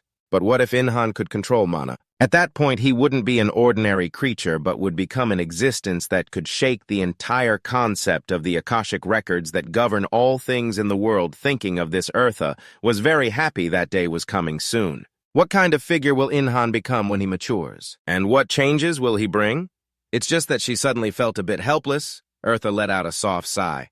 "I'll stop thinking. Thinking beyond these limits is too dangerous. Just let Inhan develop naturally." After they finished talking, Inhan went to the dining table. The breakfast laid out on the table had been left by his mother. She had also left him all sorts of instructions. Inhan ate while talking with Eartha. "So what's the deal then? Where do they originate from? Are there still any on Earth?" Eartha replied nonchalantly, "When mana is activated, monsters that didn't originally exist on Earth will gradually appear as the mana concentration becomes denser. Creatures that were not previously on Earth will also appear." After hearing this, Inhan frowned and asked, "Where did you major in explanations?" Eartha pouted and replied, "I'm excellent. That's why I can meet that person's standards." Just then, there was news on the TV. It was information about the attack of the level 2 leopard from a few days ago. Inhan looked at the TV screen and muttered doubtfully, "That place is the square where I fought 2 days ago, right?" Eartha slowly opened her mouth. "Is that the square where you left the giant leopard's corpse?" Inhan nodded slightly, then looked at the media report. He exclaimed in surprise. The leopard's corpse also disappeared. In just 2 days, they divided it all up. "That's so amazing." Eartha was stunned for a long moment before speaking. "Maybe it's not what you think." Inhan didn't understand what she meant by this. Before she could explain, the TV broadcasted an announcement. "As you can see here, the place where the corpse of a level 2 monster once was is now completely clean. Images of the hunters from that time have also disappeared." Hearing this, Inhan was immediately alarmed. The media was suggesting that those hunters had hidden everything together. When the dungeon opened, he bit his lip aggressively, thinking, then shook his head in denial. No, it can't be a dungeon. There was another monster there. Eartha thought so too. She frowned and said the giant leopard was definitely dead. "You even destroyed its mana stone." Normally 99.99% of hunts would end there. Inhan looked at her doubtfully and asked, "What about the remaining 0.01%? Eartha hesitated for a moment before answering, "A body preparing for reproduction means it's pregnant and about to give birth." Hearing this, Inhan felt it made quite a bit of sense. He nodded in understanding, so that's how it is. It must be pregnant already. Just now on the TV screen, even though it was only for a very brief moment. "But I saw a black-furred leopard." Inhan guessed it's a specialist in stealth. At this point, he couldn't help but purse his lips and blame himself. If I had been more thorough back then, this probably wouldn't have happened. Hearing this, Eartha frowned and reminded Inhan, "That's not your fault. It was a tragedy caused by the greed of those avaricious humans, nothing more."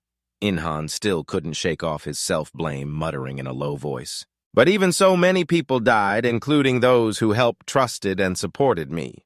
Eartha was a bit surprised to see him like this, that he would be so disheartened. It seemed she still didn't fully understand the person named Inhan. While she was thinking, Inhan spoke again. "No wonder it was so ferocious when it was about to die. Now I know the reason. He was certain it wanted to hide the existence of its child." Eartha heard this and nodded in agreement. "That's right. Overlooking that was my mistake. Furthermore, the leopard cub seems to have stealth abilities, so it was even harder to detect. Moreover, Inhan didn't clear away all the corpses, leaving half of them behind. The leopard's cub didn't die but hid there. In addition to that, The humans at that time were busy fighting over the spoils of war, so no one listened to Inhan's advice to clean up thoroughly. That's why half of it was left. Perhaps the people who remained at the scene left the mother leopard's corpse for too long. While they were busy arguing, the leopard cub was probably born at that time. Eartha couldn't help but remark at this moment its birth was truly the result of a miraculous coincidence. What's more, she was sure that the remaining hunters that day were killed on the spot by the leopard cub. Not a single one survived. Inhan truly couldn't believe this speculation. He continued to watch the news on TV, and the more he listened, the darker his expression became. Inhan frowned and mumbled, "I really hope someone says it's not true. Could it be a level 3?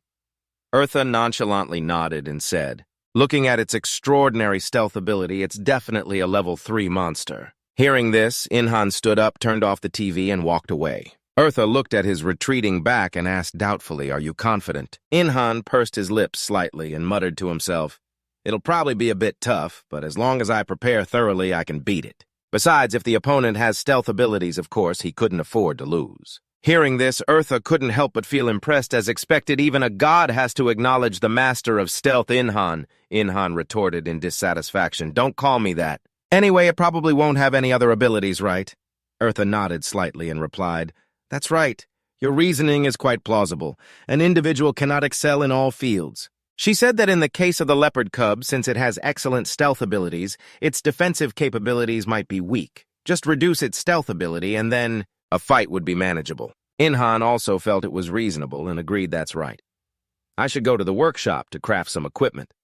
With that, he reached for his coat and put it on. As Inhan walked, he said, "I have to catch it quickly. If it enters the inner city, it will cause even more damage." As he said that, he suddenly remembered something. It would be good to call for reinforcements, too. Inhan quickly ran to find MJ's business card and even dialed the number on his phone, which made Eartha beside him a bit speechless. She frowned and asked, "Are you planning to use that phone to call?" "Do you need to hold a press conference to announce that I, Inhan, am Lightning Flash?" Only then did Inhan realize the problem. He quickly put his phone away and ran outside. A short while later, at a public phone booth, Inhan had arrived. Then he dialed MJ's number. Eartha, standing beside him, nodded and said with a smile that should be helpful, "That's a wise judgment." Meanwhile, at MJ's private residence, her phone suddenly rang. Looking at the displayed number, she realized it was a public phone. A bit suspicious, but MJ still answered the call. Inhan, on the other end of the line, was slightly startled when he heard her voice. Then he spoke up. "It's been a while. We haven't seen each other for 2 days." MJ didn't know who he was and asked hesitantly, "Who is this?" Inhan immediately pinched his nose to disguise his voice. "I am Lightning Flash."